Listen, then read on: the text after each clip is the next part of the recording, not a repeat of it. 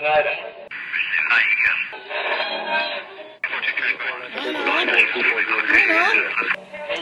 is that you? There, I think I got it.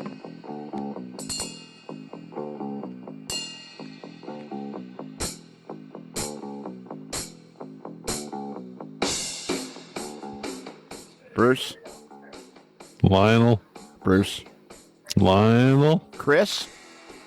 Hey, Lionel, good evening. Good evening. And Doc, are you there, Doc? I think I'm here. There you go. Hey, Lionel. Testing Yay. 1, 2, 3. Hey, Doc, I got a question for you. You're a very educated man, so I think you can handle this question.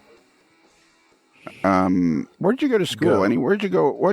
How many years in school were you in? How many years of schooling did you have to take to be an emergency room doctor?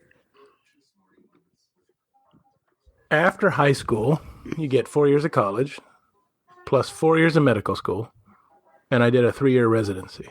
Okay, so where did you go to college? Went to Davidson College here in North Carolina. All right. That's what got me out of Ohio. Oh, yeah, Found right. out winters could be sunny and blue skies and cool, but the sunshine was awesome. So when you ended up at Davidson College, and that's when you decided to stay in the Carolinas. Yeah, I applied to a couple different medical schools, but ended up almost went to Toledo, Medical College of Ohio. But then Wake Forest said, okay, we'll let you in. Oh, Wake Forest. Bring your money. That's cool. That's cool. And so how do you end up with a residency? Do you have to apply to different hospitals and then some hospital says, okay, we'll take you? Yep. And it's actually an amazing process because it's done simultaneously across all the different specialties. And then they end up in March having a match day where everybody finds out at the same time where they're going to go. And it's a pretty big celebration in the medical school. Oh, is it? And is it like, Yeah. is it hard to get a residency? Like, is it based on marks? Are there some people that apply for a residency and don't get one? Yes, I would imagine yes. So, but you apply, you get information, then they invite you in, you go meet the different doctors at the new hospital, and you go through a whole interview process. Okay. Does somebody have a TV on? Anywhere? Yeah. Hang on a minute. That's okay. If they're watching the Blue Jays or whatever. Anyways, okay. So I should watch some Blue Bloods. Oh, with Tom Selleck. Yes. I never watched that show. We got into it, and there's about 3 different versions we're watching, and some of them are earlier than the others and later. It's very all confusing. Oh, really? Okay. Yeah, because they're both each one's about 3 different years off the other one, so some of them we don't know what's going on because we haven't seen the earlier one, and yeah, it's all very exciting. That's very, very similar to the podcast where we don't know what's going on. Yes. You got quiet all of a sudden, Bruce. Who, me? Quieter. Did I? Yeah, now you're getting quieter even still. I didn't do anything. Well, something's happening because you're getting quieter and quieter. I'm got the microphone right in my face. Are you sure you didn't bump the little... The knob? No, the knob's maxed out. Now it's perfect again. That was always there. Well, now it's gone again. It makes no sense. No, maybe it's your internet. Maybe it's Blue Bloods. Yeah, it's Blue Bloods screwing me up. That's it. Maybe. I don't know. And we have Chris Webster. That's my secretary's ex-husband. Oh, there you go. He's not here. Yes. No. I am not he. No. Chris Wayman. Good evening. From Chattanooga. Yes, sir. That's me. That's where you are right now. I am actually in Columbus, Ohio right now. Traveled up here for work. So for the Leaf game? Did you go for the Leaf game? I wish I did. That would have been fun. But no, strictly business this time. You know what is cool now, Chris? Every time I pass a U.S. Express truck, I think of you.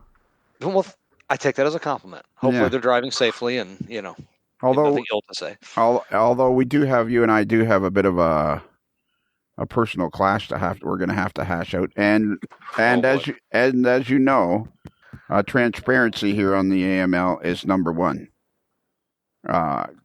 Accuracy is really? Accuracy is of no concern to us. Oh, man. But transparency is paramount. So, Bruce. Yes? About a month and a half ago, I'm guessing, I don't remember exactly, sometime after Christmas, I get this text from Chris about he's going to be in Orlando. Right. Oh, here we go. And I went, hey, great. I'm down in Florida now, too. And I said, hey, let's get together for lunch or something. He says, I can't. Uh-huh. He says, I can't. I don't want to. No, I think he says, I don't want to. Oh. I said, why not? He said, well, because I'm with my wife and I don't want to waste any time being with you. Wow. That's very nice. Yeah. Is that? I believe the facts are a little bit misreported in this account, Lionel. Okay. Is that a nice way to say it? How do you remember it? I believe, as I explained to you in the text message, my wife said I wasn't allowed to go to lunch with you. Why did you text me anyways? I forget. I think. So let them know he couldn't go to lunch with you, apparently. Well, yes, I am here, but I can't go to lunch. I'm nearby, but we can't see each other. No, I think it was something about a podcast, scheduling for a podcast. And I said, hey, by the way, I'm going to be, or I asked you if you're in the spring training, the winter training camp, and you said you were, and I told you I'd be in the area. That was it. Oh yeah, that's right. Yeah. Just idle chit chat that got me in trouble. Yeah, idle chit chat. Hey, I'm going to be right in your neighborhood. Great, let's go to lunch. Nope, don't have anything to do with you. And poor old Doc on the other side of the coin is always bugging me to stop by his place. Yeah, you don't know where I live. I do. I've been there, and I got a feeling there's a good chance next year I might end up coming next winter. I might end up stopping by your place. Because I gotta visit the what's that guy? Scott.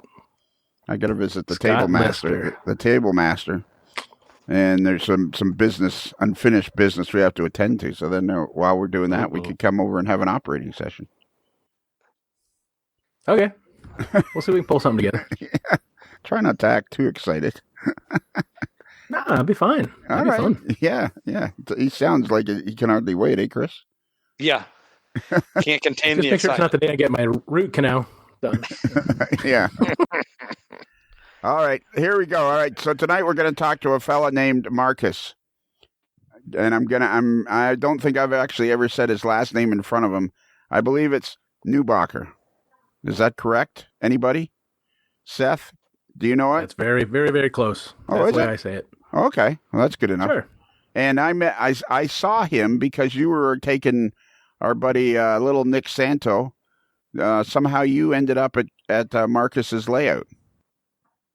And, correct. And there were pictures of it. And I went, man, that layout is fantastic. And for some reason or other, it just seemed to click like right away. I sent a message to Marcus and he knew of the podcast and he didn't know of you. Somehow you'd ended up in his house. All right. It's a busy day. UPS deliveries. Yeah, exactly. Chris, would you go down and get Marcus out of the green room, please? And yep, hang on. Let me go grab him. Yo, Marcus! Well, I couldn't. Marcus! I could have yelled. We could have done that. Yeah. Marcus! Hello. Oh, wait, there he is. There he is. He came in behind you. Yeah. So did I pronounce your name correctly, Marcus? I don't know. I wasn't listening. Did you say? How'd you say it? Neubacher. Marcus. That's exactly right. That's exactly Marcus. Right. Yeah. Yeah. You got Marcus right, and Neubacher is correct too. Is it okay? Look at me getting a name right for a change. You're 2 for 2 tonight. You pronounced my last name right, which nobody does, and Marcus's. Really, nobody pronounces Wayman right?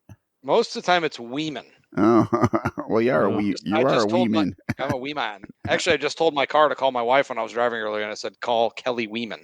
So even my car mispronounced my last name. Hey, you know whose name I got the correct pronunciation from is our friend Brett. Oh, yeah? Yes, because he was on the chat a couple weeks ago and said, Brett, how do you say it? He says, it is Brett, but then it's Stankevitz. Oh, Stankevitz. He used to pronounce it Stankiewicz, like I was saying, but then he was on a trip over to Poland, and I found out it should be pronounced Stankevitz. Huh. Well, there you go. All the while, he's mispronouncing his own last name. Yeah. There you go. Hey, Brett, how you doing? Brett Stankevitz. So, Marcus, somehow I saw pictures of your layout on Facebook, the AML Facebook page, when Nick came over for a visit and he brought Doc along. And I was like, that is a really cool layout. So then I contacted you and said, hey, would you like to be on the podcast? And you were like, yeah, sure, I'd do that. And then I was somehow, how did you find out, Chris? Marcus actually sent me a message, and then I proceeded to invite myself onto the podcast. I believe that's how it all transpired. So he sent me a message because Marcus and I had talked off and on just on Facebook Messenger about the podcast. I think he's heard me on it, and so we were chit chatting, and I said, "Well, let me see if I can get on that because I would love to be one of the interviewers for this particular episode." Okay. I might have broken some kind of confidentiality agreement or something. I don't know, but you're not supposed to tell. Apologize. I think that was one of the first things I said to you, Marcus, is whatever you do, don't tell Chris Wayman. Don't tell Chris Wayman. Because he'll want to be on it. Or Wayman either. Don't tell Chris Wayman either. Exactly. Yeah. If you know anybody named Chris, just don't tell them. How about that? Fail. Yeah. So, okay, Marcus, you were exactly, well, not exactly, but roughly where do you live? I live also in the Charlotte area, actually north of there, northeast along I-85 towards Salisbury, which is near Spencer, which is the North Carolina Transportation Museum. We'll get into more later, but northeast of Charlotte along I-85. Did Doc ever tell you about the time he tricked me into going to the convention 1 week early?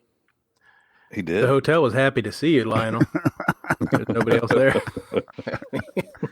I drove the whole way from Florida, with the whole time merrily thinking to myself, this was the weekend it was. And I pull up to the hotel and I'm thinking, oh, not a lot of cars here. But I thought when I would walk into the lobby, there'd be the registration desk and stuff would be. And I walk in and I'm thinking, well, that's odd. Nothing's even set up yet. I guess they're all going to do it for the first thing tomorrow morning. And then I was there like a week early. Was this for the convention that was just had in October? No, this was about, what? This was Todd Arnett's N&W. Oh, yeah. And I was there. So it was really Todd's fault. No, because you kept saying, I'll see you next weekend. I'll see you on the weekend, blah, blah, blah. You were as confused as I was. Anyways. Does that scare you? Yeah. All right, Marcus, let's make this all about you. So you're an N-scaler. I am, yes. And you live, I know Salisbury, actually. I know of it. I've actually been through there a few times. And how long you been in the hobby? So I guess I got started, if I had to go back to the roots of it, I guess maybe 5 years old or so when what was that? Let me do some math here. A long time ago, 47 years ago. Grandfather got me a model train for going to kindergarten, a Chattanooga choo-choo model train, and I kind of got hooked at that point and stayed with it for a while, got out of it for a little bit while other things took priority, and then came back. So I guess this time around, maybe since 1984 or 5, somewhere in there. And why N-scale? Well, I started in HO scale, and I was using up too much room in my parents' basement when I was a kid, so they decided to switch me to N-scale. But the joke was on them because I just filled up more space with more N-scale in the same amount of space. I mean, what else do you do, Chris, right? You lay out gross to occupy the available space, right? That's right. Just keep expanding until you get there. So that was one of the big sells with N-scale with me, too, was because I was an HO scaler, too. And just the idea of being able to have these nice big scenes where the scenes kind of dwarf the trains, like where you could have a backdrop that's, 16, 18 inches tall with a mountain, in front of it. And that the train would look very small in comparison to maybe that same backdrop with HO scale. So like you said, you can fill up the space, but it makes the train seem smaller, which is cool. Yeah, you think you're converting me from a 4x8 HO to something, 4x8, something a little bit smaller. No, I'm going to grow it out there and make it as big as it was. So I just got into it and enjoyed it and kept getting more and more N-scale equipment. And before you know it, you kind of set, I guess people do sell off and restart a new scale, but I never wanted to do that. I just kind of full speed ahead with what I had. So you started an N-scale in the 80s. Yeah, it was probably, let's see, we moved here in probably 84, 85, somewhere in there. Kind of somewhat in the dark ages still. I was going to say, I bet that equipment was rough. It was, yeah, it was Mini Tricks. I remember I had a Mini Tricks U28C that one of the axles was plastic on it. Had Bachmann, really, just old school Bachmann stuff that just didn't run all that great. It was a lot of these companies have come a long way since, but I guess it was not until the Kato GP38 or 38-2 when that came out. And then Atlas RS3, RS11, somewhere in there when they brought those out in the mid 80s, 86, 87, 88 maybe. That was kind of the rebirth of N-Scale, I guess, where you really had some good quality running equipment. And even some of that now is nothing compared to what you have now, but that still, first time you could really have a reliable equipment in N-Scale, I think, at that point. Right. So let me ask you, how did you manage to stay in N-Scale? Because I remember back then the stuff was just so frustrating to run. Had you started on your current layout at that point, or did you have plans for? You're now in your house where you've been now. I'm assuming you've basically been there for 40 years, right, and living in the same place. Oh no, I moved a couple times. So okay. So early on, we lived in Northeast Ohio. Okay. We moved here when I was 15 years old, and I had already, built that first layout in my parents' basement, first N-Scale layout. And then we moved to North Carolina, and they were nice enough to give me an attic space, not heated, not air conditioned, miserable, but hey, I did what I could within that area. And just kept on with N-Scale. And I guess by that time, there was a little bit of transition in there from the time that I started to the time we moved. There was a year or so that everything was packed away, and I guess everything just started getting a little bit better at that point. And I didn't maybe have all that much time to get frustrated with it, or maybe I didn't know any better. So right. it wasn't that big a deal to me. So it was like your early 20s when the good stuff started coming out. It was, it was late teens and then early 20s. Yeah, Digitrax got serious about DCC and N-Scale, guess in 95 or so. So I was in my early mid-20s then, and then it was kind of, like I said, kind of full speed ahead. You were starting to get all the things that you could get in HO scale, and it was just a smaller version of it, and it was good quality running equipment. Yeah, it runs so good now. N-Scale runs so the stuff they have now. You see it at Springfield or any show, some of the nicer layouts, and you're just like, holy mackerel. Yeah. I think I just like the size of it too, and maybe like Chris said, so much you could do in the space that where you could maybe build bigger industries. You could have more space between towns or scenes. You could spread things out a little bit more. All that kind of run longer trains. I enjoyed running longer trains curves too. To run them on. Yeah. And I'm looking at the picture with you and Nick in front of your layout, and that's the one that caught my eye. It's just beautiful the way you've. What areas do you model? So I am. It's freelanced, but it's or proto freelanced from Virginia and West Virginia. Basically, I plotted a route down from Charleston, West Virginia, that went southeast through into Roanoke, Virginia, and then down to Danville, Virginia, where I could on one end connect, say, the C&O and it would have been CSX at the time of my modeling, and Conrail on the west end, and then the Norfolk and Western or NS at Roanoke, kind of midpoint, and at the far eastern end, it would connect with the Southern Railway main line. So that was kind of the way I wanted to go. If you kind of follow the route of the Virginian Railway, you could have got there the same way, basically, but the route's a little bit different. It was just all pretty much plotted on a map and freelanced, using actual town names, but not really making an attempt to model those specific towns. Yeah, you wanted to model an area and a feel for a particular area. And so that's what you did. It's basically proto freelance. And did you have a particular railroad that you favored over another one, or? Prototype railroads, definitely coal hauling railroads. I like the Norfolk and Western, the Chesapeake and Ohio.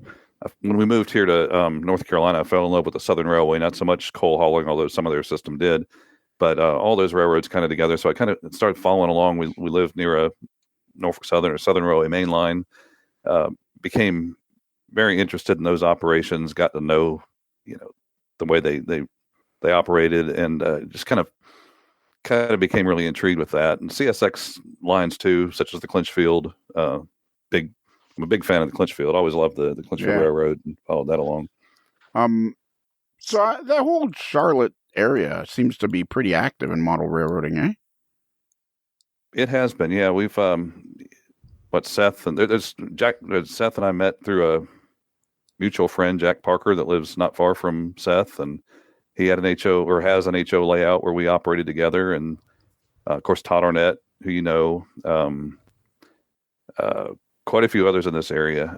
There's a pretty heavy concentration of operating N-scale layouts as well in this area, which led us to be able to do we would do these operating session weekends with the OpSig. We called them NC Rail Run, where they were a mixture of any scale, really. But we even did an N-scale version of that one year and had a number of N-scale layouts that we could run on, during that long weekend. So it is I guess it's kind of a hotbed. I mean, I think, Dayton, Ohio has always been known as the area that's so big in model railroading. I think Charlotte's not that. The Charlotte area is not that, but it's pretty heavy with operating model railroads. We've got quite a few. I think it's pretty active area. And I mean, it's a wide ranging area. Like Salisbury is 40 miles east of Charlotte?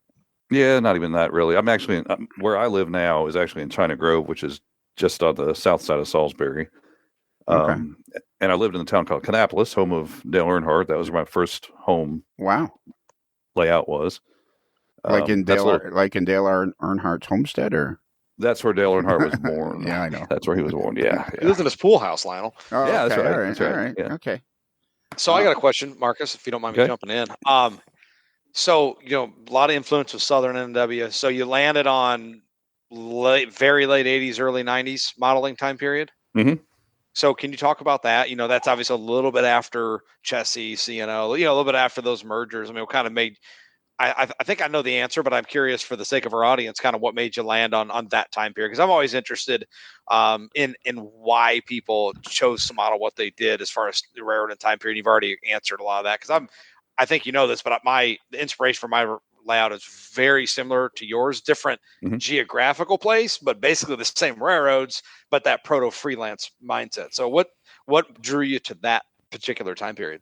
So like a lot of people, I think what I remember in kind of a critical or crucial time of my rail fanning development, as far as being interested in trains and all, that's what I've tried to replicate. I would say my high school and college years, which would have been, I graduated from high school in 1989 and college in 1993. So that's kind of the window, I give or take a little bit, but that's the time that I did probably the most rail fanning, kind of free a little bit from school, not really in the working world yet, although I did work part-time. There was the freedom to do things like, go out and rail fan all over the place. There was the Norfolk Southern Steam program was operating then. So myself and other friends, we would get together. If the steam engines were running somewhere close, we'd go chase the 611 or the 1218 or the 4501 or any of those. We just would chase those trains and then go out and kind of see what else was going on regular operations wise in the area that we were at. And I just got really interested in that and kind of built my modeling influences or my modeling style, what I wanted to replicate on that. And I still look back at, pictures from those days and really, you kind of have this, like I can look at a picture and I can feel what that felt like that day when I was there, what I enjoyed about that day. And it's just something that I always kind of wanted to save. I like the modern stuff. I like older stuff too, but I kind of always come back to this core of that window of time, maybe 4 or 5 years. Window. Right. Well, and I think too, look, there's no wrong way to build a model railroad. So this isn't disparaging to anybody who does it other ways, but I always appreciate a layout like yours where it's a relatively defined period of time and it looks like it. The power makes sense that it's together. The trains make sense that they're running together, things like that. So I appreciate it. I try to replicate that with my railroad, and a lot of that inspiration comes from people such as yourself that do the same thing. So I was just kind of curious. It makes a lot of sense. And it's kind of a homage to your youth, you know what I mean? Where it's like, you remember all these experiences of rail fanning, all these mountain grades and things like that, see all these old coal trains with, post-merger equipment, right? Southern NW, stuff like that, a lot of older cars and engines still. And it's really cool to see you model that. It's a really neat time period. So thanks for explaining that. I really wanted to kind of I wanted to really focus on 1 year and stay there, but I couldn't do that. So there's some overlap in there. Right. It used to really bother me if I saw a model railroad that had an earlier Southern Railway engine coupled to a later Norfolk Southern engine, and I knew those two would never have been together. But that over time, I think I feel less and less that way, and I've become more accepting of, all right, this is kind of a range of years. It's not exactly 1989. I could make it 1989 by taking some engines off. I could switch some equipment out, but right. I'm satisfied at this point just having this window that's that period of time. It's just kind of the spirit behind it, because I do the same thing. My time period's like 15 years roughly. So there's some engines that didn't ever exist. There was a gap in time, and I don't generally run them together, but they may pass each other during an operating session. You know what I mean? Sure. But they still, like you said, they look close enough where the general spirit of the time period is still represented, where nobody's going to call you out for it. So that's great. I like Marcus, how you said, as time's gone by, you've softened your stance on what you see running on somebody's layout. Right. You can be hypercritical of what you see, whether it's in the magazines or whatever, or in person, when you don't have a layout. Then when you have a layout and you see the compromises that have to be made, and I think you lessen your focus maybe some, or you just become more accepting of certain things. Well, and you have a vision too, and Uncle Dave's talked about this too, and because this is something that I deal with some of my operators, because some of the guys that come over, they want to buy every special engine that's out there. Like, why don't you buy this? Because I don't want a layout overrun with every unique one-off locomotive. I don't want all 20 Norfolk Southern Heritage units on the layout. We have 3. That's it. You know what I mean? And I said, look, you can bring anything you want and run it when we're just having fun, but some stuff's probably going to come off during an operating session, because it's my vision, for what I want it to look like. And it's got to fit that. If it doesn't, I'll take it off. But then when we're just out running trains and having a good time, bring it over and, hey, go hog wild. But that's my opinion, and I'm not going to interject that opinion on you or somebody else if they choose to do it a little bit different. You know what I mean? It's their railroad. So like you said, I mean, you relax, I'm not going to be critical of anybody else for what they do. I just, I want to stick to my goal for my layout. And that sounds like what you've done. So model the typical, and then every once in a while throw in something special that, you see a foreign engine go by or whatever. It's every day can change. That's a great conversation. So how does the new offerings, go ahead. How does the new offerings from like Scale Trains, when they bring out their C39-8s, does that alter your time period at all, because the new equipment that's available that was not available when you were planning it? Well, the C39-8s fit perfectly in my time period, so that was a no-brainer when I bought those. I kind of tried to stick to the pre-ditch light era, which is like 1997 or so, when everything had to have ditch lights. I'm maybe off by a little bit on that, but try to stick to that. What becomes more difficult is when something like another really great engine they made, which was the C40-9, the top hat. They call them top hat locomotives that Norfolk Southern had. Those were unique to Norfolk Southern, and I loved them. I loved seeing them run. They're a little bit out of my window, but I still had to have them. And I've got one guy on my group, a friend of mine up in Canada, who gives me a hard time all the time whenever he sees a top hat in a picture of mine. He wants to tuxedos, yes, top hats, no. So it's but to me, it's a deviation that I'm willing to live with. Oh, those engines are awesome, because I'm a huge top hat C40-9 fan. I got a couple on my railroad, and same thing. They're just awesome. They're awesome. And they in my time period, which is a little bit later than yours, there were different paint jobs. So I had 2 in the as delivered factory, I think late 94, early 95 when they were delivered. I have one in that, which I need to weather down because I modeled later than that. But I'm waiting. They're just about to release a horsehead version in N-scale, which is like 2012, 2013, a little bit later, in a different paint scheme. So, just like you, I can take that and kind of spread the time period a little bit to have one in the original paint scheme, dirty it up a little bit because it's been out for a while, move it into the horsehead where it's like I keep that fresh, like it just came out of the paint shop, But yeah, very, very unique engines. And I mean, that's the cool thing about a lot of the model manufacturers, Scale Trains, Rapido, others. I mean, they are producing equipment that's not necessarily modern. I mean, they're making C39-8s, or maybe they're releasing, like Rapido did the like B36-7s, which is a 1980s era locomotive. Granted, that's an HO scale, but it's not always what's the most brand new thing out there. I mean, you could go back and here's a new announcement for an engine that existed in the 70s and the 80s. Another thing they're doing is they're making things that are typical only to one or two railroads, which you never would have seen back in the day. I mean, take scale trains, for example, making the Admiral Cab SD40-2s in HO and N scale. I mean, that's Norfolk Southern. Now, as some of those got sold off now, they could probably do Reading and Northern and some of the regionals that have purchased some of those since they've sold some of those off. But back in the day, you would have never seen that. They would have just said, here's the one body style you're going to get. We'll paint it in these different schemes. They won't be right, but nobody cares. Or somebody else is going to have to kit bash them if they want them to be right. And now there's so much more attention to that detail and those variations that it's amazing to me now that a manufacturer, let's go back to it's Atlas now, but it was BLMA did the Top Gons in N scale. There's only one railroad that had Top Gons, coal cars. That's Norfolk Southern. And but they did them, and I'm sure they sold well. I have 48 of them myself. So, I mean, they're just... Then Scale Trains has got high hood SD40-2s coming out in Southern. Mm-hmm. I mean, that's unique, and that's a paint scheme that, in a locomotive that really isn't around much anymore, and certainly not in Southern paint. So that's cool. Like we talked about a minute ago, and Seth, you had originally alluded to. I mean, they are producing stuff that is older in nature, from previous decades, which is cool for a modeler like yourself and even me as time goes on, where I'm not getting the most recent build because I've stopped my modeling time. So, hey, Bruce. Awesome. Hello. I'm an idiot. Why is that? Because this is on the free channel, and we're already 33 minutes in. And we haven't done our thing. We haven't mentioned our sponsor. I name dropped him like 2 minutes ago. I know you did. That's what do you think made me think of it? I did it on purpose. Actually, before I said it, I was like, I wonder if this is on the free channel, the Patreon. Yeah, no, this is an episode. This is one of our monthly episodes. But golly, it took us like 8 years to get the podcast to mediocre. I hope it's not going to take us another 8 years to remember to always mention our sponsor.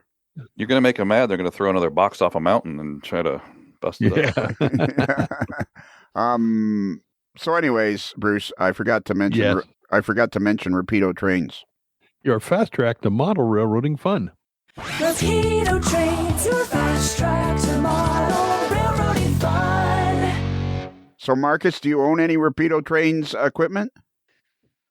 I don't yet, but I don't think they have released anything that fits what I'm modeling right yet. So I need to look back and see. I'm sorry to interrupt you, but going back to the beginning of the podcast, transparency is paramount, but accuracy is of no concern. So, Marcus, do you own any Rapido equipment? Oh, I would love to own some Rapido equipment. Yeah. Just anything, buddy. How about you? It doesn't have to be accurate. Yeah. How about you? Say it doesn't have to be right. How about you? No, transparent, but accuracy is no concern. Yeah, right. Exactly. How about you, Chris? Do you own any Rapido equipment? I actually do. I have a 20-car coal train of their bottom dump auto flood, whatever they're called. They're the more modern aluminum-bodied coal hoppers. I have a Powder River coal train that runs in my rear, from Wyoming, that goes to like a power plant in the southeast. So I've got a set of those and then a handful of boxcars, and I've got a couple things pre-ordered. That's an awesome car, that auto. Oh, it's awesome. Things run like gold. I mean, they are awesome. And I want to get back to you guys. What's a Top Gun? You said that you had like 40 Top Guns. Marcus, what are they? So the Top Gun program was when Norfolk Southern started rebodying their 3-bay hoppers. I guess they were all 3 bays. As they were aging out, they converted them to almost like bathtub gondolas, but they have flat bottoms instead of the rounded tub on the bottom of them. And they did all these in their Roanoke shops, East End shops in Roanoke, Virginia. And they took the hopper doors off of them and replaced them with a rectangular, squared off bathtub, basically, but it's just not rounded. Their prototype car was rounded, but they ended up coming up with a new design and made, I don't know, thousands of these things, I guess, in the shops in Roanoke, where they rebodied. None of them were brand new. They were all rebodies from older N&W, Southern, various hoppers that had come through to be retrofitted. And they're just now mostly to the point of being retired. Yeah, So, I actually saw about 2 or 3 years ago, saw a train of them going through Chattanooga heading to Birmingham for scrap. It was all Top Guns. And I think there were a couple newer hoppers in there that I don't think NS intended to be going to the scrap pile, but I don't think they realized it. So I wonder if they figured it out before they got the torch. I'm like, that car's only like 3 years old. but they were all Top Guns. And I was actually going to bring that up, Marcus, is like you got to model them really during that early rebuild time. And I remember seeing them back in the 90s, when I first, got old enough to kind of recognize what I was seeing. And now even in turn now, they've mostly danced their last for NS. And there's some in maintenance away service now. You'll see them out there, like they load ties and stuff. So it's a gray coal hopper. But yeah, like I said, they're basically about all gone now. You can see a lot of those going to Tidewater for export coal. You'd see them going to power plants where they could do rotary dumping. Mm-hmm. They kind of became the signature unit train car for Norfolk Southern. Starting in, I think they started those, maybe the very first one was done in 92. And then really in 93, 94, they started rolling them out. And there were multiple batches of them. I've got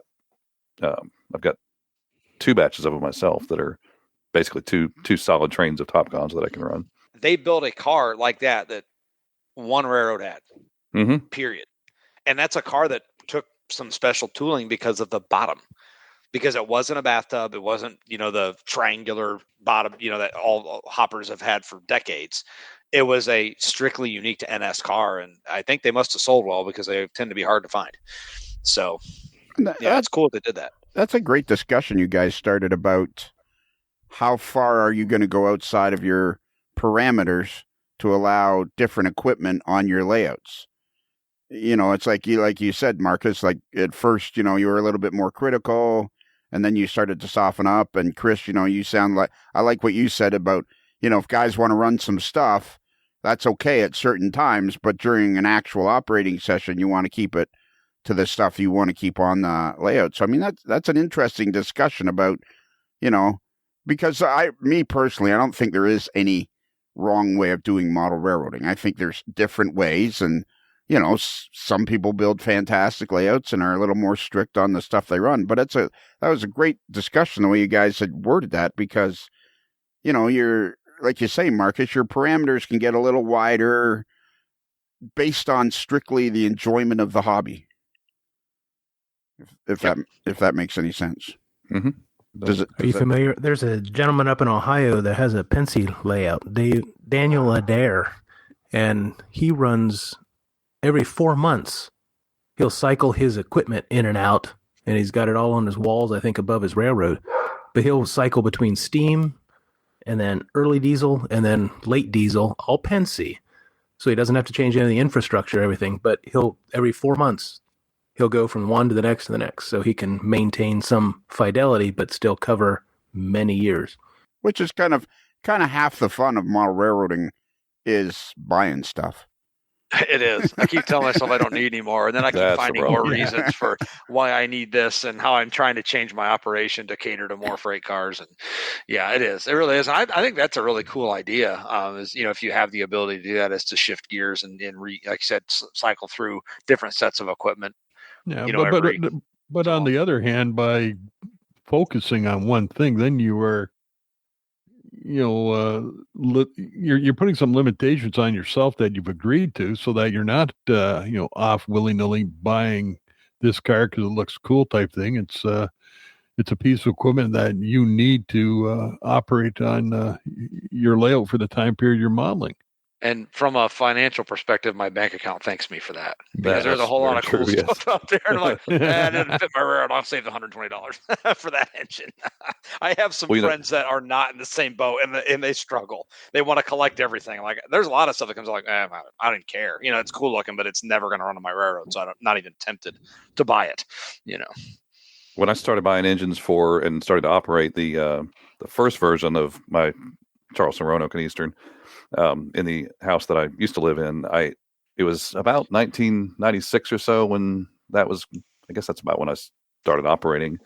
I had to find locomotives that would fit, and I ended up actually going outside of my era from the very beginning because Kato brought out the -9s in scale, Norfolk Southern -9s with the drop-in Digitrax decoders that you could buy for them, and that made the world a whole lot easier because I did not want to have to deal with soldering wires in an N-scale locomotive, try to figure out decoder installation and all that. So I started my modeling that railroad at a later time than I wanted to. It was kind of current, modern day at that point because it was right around that same 1997, 98 time period, and that's what I had a big fleet of those engines. But then as more things started coming out, and you could get more older power with drop-in decoders and all of those conveniences, then I started selling off that and kind of worked myself back to where I wanted to be in terms of my range.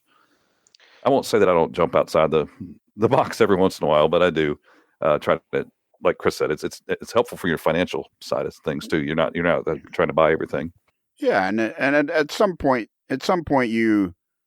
you just enjoy, like my railroad was, basically 1963, 64, and it was pretty easy not to buy stuff beyond the mid 60s because it just didn't exist, and yet in the mid 60s, there was all kinds of cool stuff you could buy and build, but it helps, like you say, control yourself. However, having said that, and buying stuff willy-nilly, Bruce is going to be willy and I'm going to be nilly when these Rapido 44-tonners come out. Oh, no kidding. No kidding. If they ever make one in N scale, I got a short line railroad that would love to have one. Yeah. There you go. Imagine if they did. But it'd be like an inch long, so I don't know how it would work. I'm sure the boys at Rapido can figure that out. If it's N, if it's HO, the fast track is Rapido. Well, I will tell you one thing that I appreciate about Rapido is there is a very heavy presence of N-scalers in that particular organization, and I think they do hold some sway to what gets manufactured, which is appreciated. If they ever come out with a C30-7 that they're releasing an HO scale, I'm going to be in trouble because I love those engines. Yes, they are awesome. Hey, Lionel, go ahead. No, I was just going to say, what is it about how everybody loves a certain particular locomotive? It's like me, like I've well stated that the RS1s are like, I love RS1s. Don't know why. And I wonder what it is about what makes people like a particular locomotive. Just the looks and things like that. Yeah, the look, the sound, the experience. Yeah. Like one of my favorites is the SD60 series, 60Ms. I grew up on Conrail, and I'd seen them in Conrail paint or NS paint or CSX or UP. It didn't matter. I love them, and I have like 5 or 6 of them in different paint schemes on my rear. I think they were cool. They sounded cool and looked cool, looked mean. Yeah, I was like the C30-7s and any of the -7 series or the U-boats. I don't know, from the physical appearance of them, I was like the little short stubby nose on them. I don't know, something was cool about that to me. And then to hear them run, like Chris said, you hear a bunch of them charging up a hill and making a bunch of racket. That I think between the sound and the appearance is what makes me enjoy a certain locomotive more than others. Yeah. So not to shift gears, but to go back to something you brought up a couple minutes ago. Can we talk about your first layout for a minute? What that was and your progression from that to, obviously, I'm sure it was space related. You probably moved and whatnot to a bigger layout. But to give you a little bit of backstory about why I wanted to ask about that, I first found your website. I just kind of stumbled into it when I was in college in the mid 2000s, and seeing your railroad is kind of what inspired me to always want to model Norfolk Southern with, CSX presence, trackage rights, whatnot. And that's, I wanted to mention during the interview is how much I appreciate the inspiration, even though I model a different. All right. Hang on. Back that bus up a couple of stops. Okay. Sorry. You first found his website in the early 2000s? The mid 2000s. All right. 2006, let's say. Yeah. 5, 6, 7, when I was in college. Yeah. Do you have a website, Marcus, for your railroad? I do, and it may have been. I'm not sure if it would have been this website then or not. It was a previous a train web website for a while. Yeah, it was the first one, the train web one. And that may still be out there. I don't know. Okay. my website now it's called kntower.com. And that's kind of a KN Tower. I'll have to tell you that story. So the town I lived in was Kannapolis. When I bought my first house when I was 25 years old, Kannapolis, North Carolina, I had a view of the railroad tracks a couple blocks away from one side of my house, from the front porch too. And so Kannapolis had a telegraph symbol back in the day of KN. And some of my friends that would come over to visit would talk about coming and watching trains from the tower at the house. So it became KN Tower. The house became KN Tower. So that nickname kind of stuck with it. And that's where my email address and website all came from. Now, I don't do very much Railfan website coverage at all. I don't even know if there's anything on there, except maybe it just says it's a Railfan page. But on that page, I've got the layout as well. I have a little bit of version 1 and more of version 2 on there just to kind of keep it up to date. Okay, now I'm annoyed. This is a very cool website. It is. There's a lot of stuff on there. and that's what even the initial one, I was like, man, this is such a cool idea. And from then on, I'm modeling NS and CSX. That's what I tell everybody. And so let me tell you where that all came from. I mean, if I may. Yep. So up in Southwest Virginia, the Clinchfield Railroad and the Southern Railway Appalachia Division, which became Norfolk Southern and CSX, they ran parallel for a little bit, and they had routes that they had to route coal from CSX origins to NS destinations, or it made more sense for these railroads to trade track to get to where they were going. So up around the Frisco, Tennessee area, you're probably familiar with that, Chris. You're close enough. Oh yeah, I've been over there. Yeah, and Gate City and all up in there, like very western Virginia. Yeah. So it was just as common to see a Norfolk Southern train going across Copper Creek Trestle on the Clinchfield or CSX line as it was to see a CSX train getting pushed up a steep grade on the Southern line that came out of the Andover, Virginia area. And I really liked that whole trading track thing was cool to me. At about the same time, I know you talk a lot, Lionel, about the internet and what it's done, social media and all that to connect people. But even before, I guess, today's social media, we had Yahoo groups and things like that we could all share information on and meet each other. In the process of being on a Clinchfield Railroad Yahoo group back in 1996, 95, somewhere in there, I met virtually a guy named Bruce Faulkner, who was building the CSX Shenandoah division, also in N scale. He was running north and south where I was running east and west, and our two lines crossed at Newcastle, Virginia. Just happened to. We didn't know each other from Adam. And we had plotted these routes that just happened to cross. So we built a connection called Shenandoah Junction, and he and I both interchanged trains from each other's railroads, just like what they do in that part of Virginia. So that whole NS and CSX combination all came about from that prototype influence, but then we made it work with ourselves. Now, I don't know that I haven't talked to Bruce in quite a while, but I don't know that he's modeling anymore. He may have gotten out of it. I just don't know. But he and I run through trains quite a bit. And I still run them. I still run the CSX trains over my railroad now just to keep that alive. That is so cool. I mean, and that was when I would spend all this time. I would read, and he had a website too at that time. Mm-hmm. I would just read every detail about how that was laid out. I just thought it was the coolest thing in the world. And like I said, it inspired me to model the way I do too. We were inspired in that by Tony Custer and Alan McClellan when they would interchange trains across their railroads in operating sessions. And so we did the same thing. Now, we didn't necessarily take the same train from one railroad to the other, although we did run a rail run session one year with multiple layouts. And I had an office car train that I ran from my railroad to his railroad. And the next day when his session was, I took the whole train and we put it on his railroad and ran it out. Oh, that's cool. So we don't do that. We never did that often, but it was kind of something we could do. And that was something that Alan McClellan and Tony Custer were doing, and we liked that idea. Yeah, it was a great idea. How often do you hold operating sessions? Every once in a while now. Okay. So I used to run 6 times a year. I would run on the even numbered months. Bruce would run on the odd numbered months, and we would share crews. We're about 2 hours from each other. I'm in the Charlotte area. He was in the Raleigh area. And so we would run every other month that way at each other's houses. There became so many operating layouts in this area that we had to start giving up some weekends because it could get to the point where you could overlap you could operate trains anywhere, somewhere, any weekend. So I went to quarterly at one point. And that was until 2016 or a little bit thereafter. I switched jobs and went to work for the North Carolina Transportation Museum, a job that I love. But we do a lot of weekend activities there, so that makes a lot of operating sessions on Saturdays a little less likely to happen. So there's times of the year that I can do it and times I can't. I'm still trying to of course, COVID jumped in the middle of all this too, where we just kind of shut everything down. But I'm not operating nearly as much as I'd like to. I need to figure out a good, agreeable time and date that everybody could kind of get back on a regular rotation again. Bruce? Hello. I'd like your opinion on something. Okay.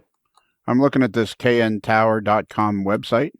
Yes. Which is really, really cool. And I'm listening, It is cool. and I'm listening to Chris describe how back in the mid 2000s, he was very definite that I said early and he said mid, like we're talking, Mid, yes. like we're talking Yes. 700 days. I'm out.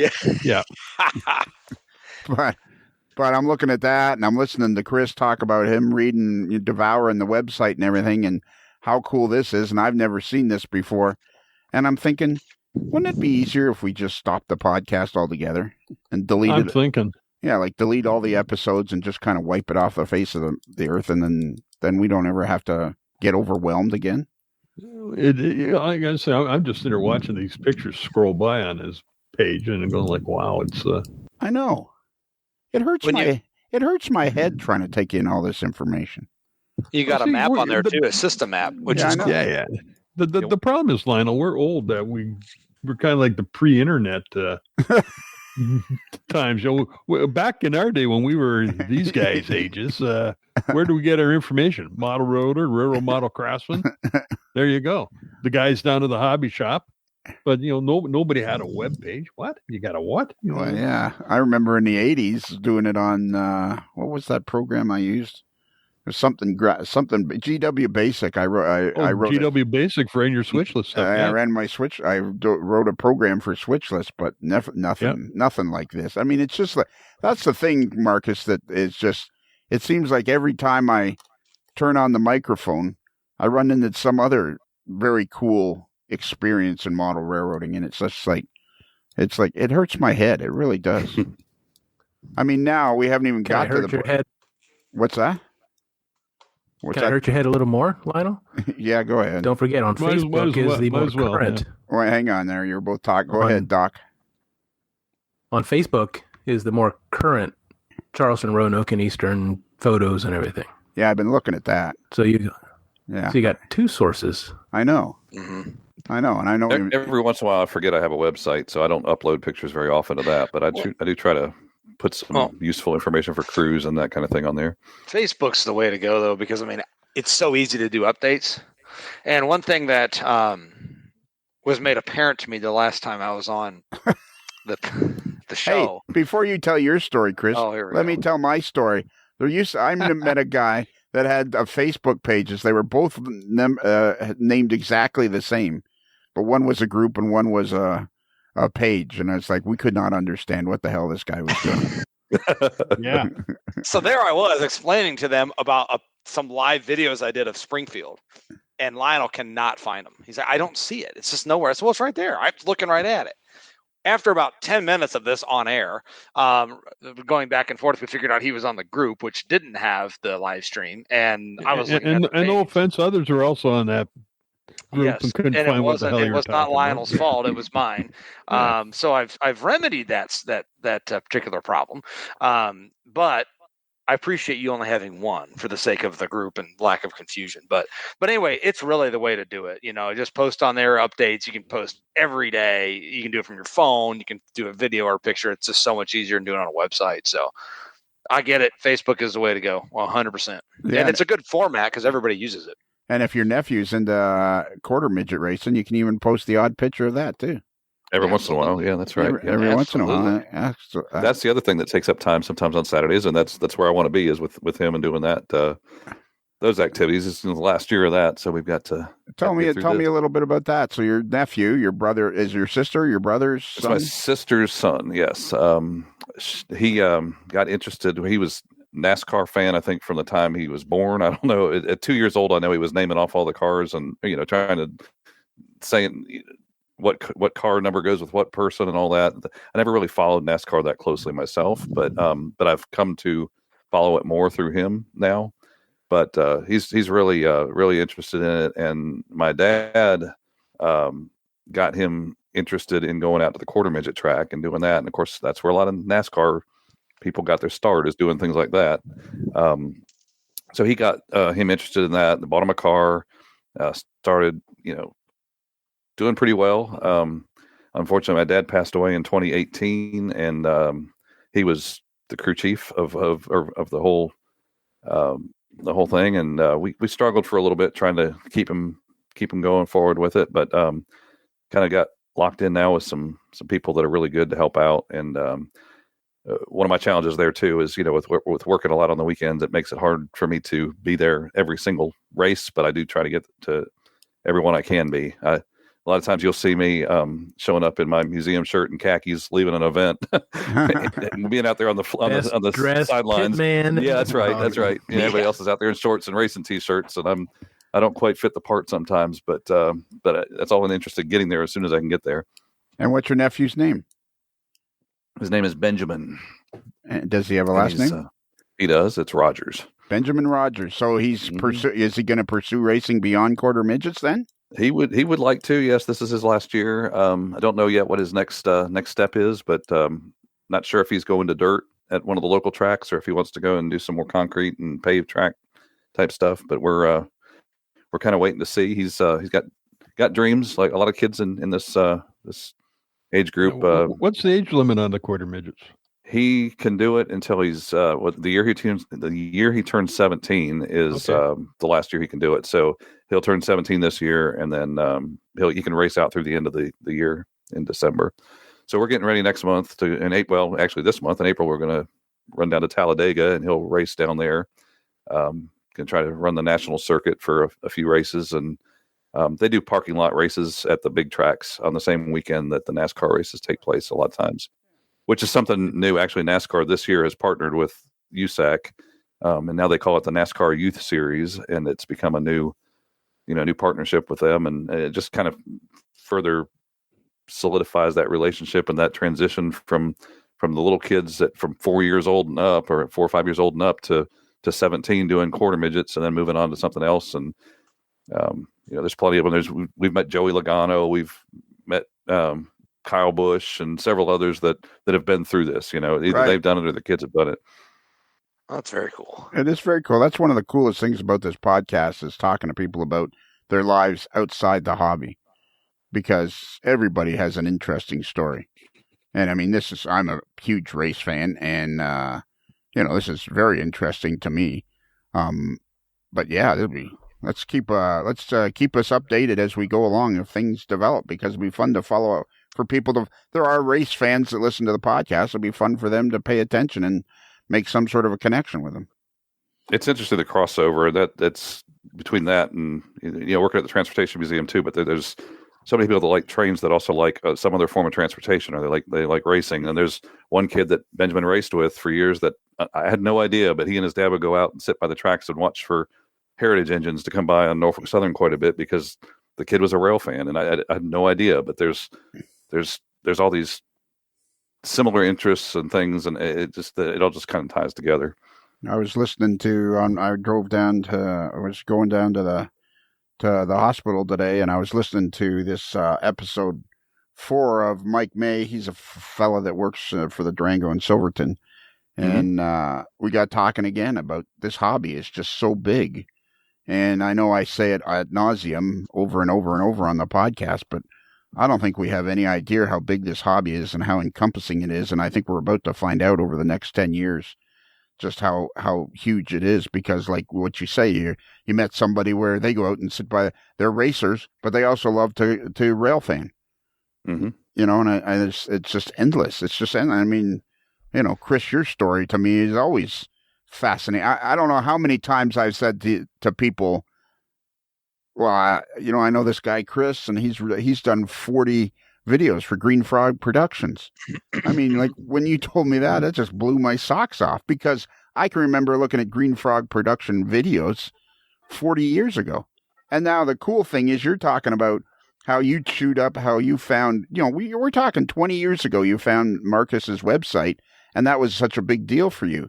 And we're connecting with each other over and over and over again. And that's the kind of thing that's going to just make this hobby snowball more and more and more, because it's going to become a hobby where, your nephew can be a racer and you can be involved in that. But yeah, you still, you're interested in railroading and model railroading. And model railroading is going to become more and more of a mainstream thing, I think, over the next couple of decades, personally.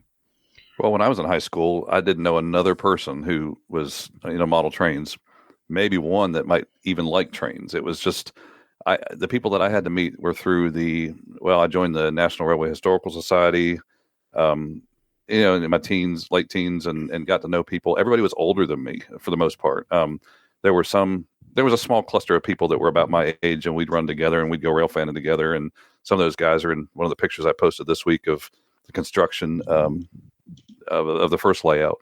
But for the most part, everybody was older. It was 20 years older or so, and got to learn from them. And then the kids coming into it nowadays, you wouldn't believe the number of kids you see out at the museum. I see out at the museum whenever we run a special engine, or even if we don't run a special engine, we've got some engine out that hasn't been out in a while. All these kids with their video cameras doing their YouTube footage and all that. There's clusters of them that come out, and it's all cool now. Everybody knows each other, and they're all.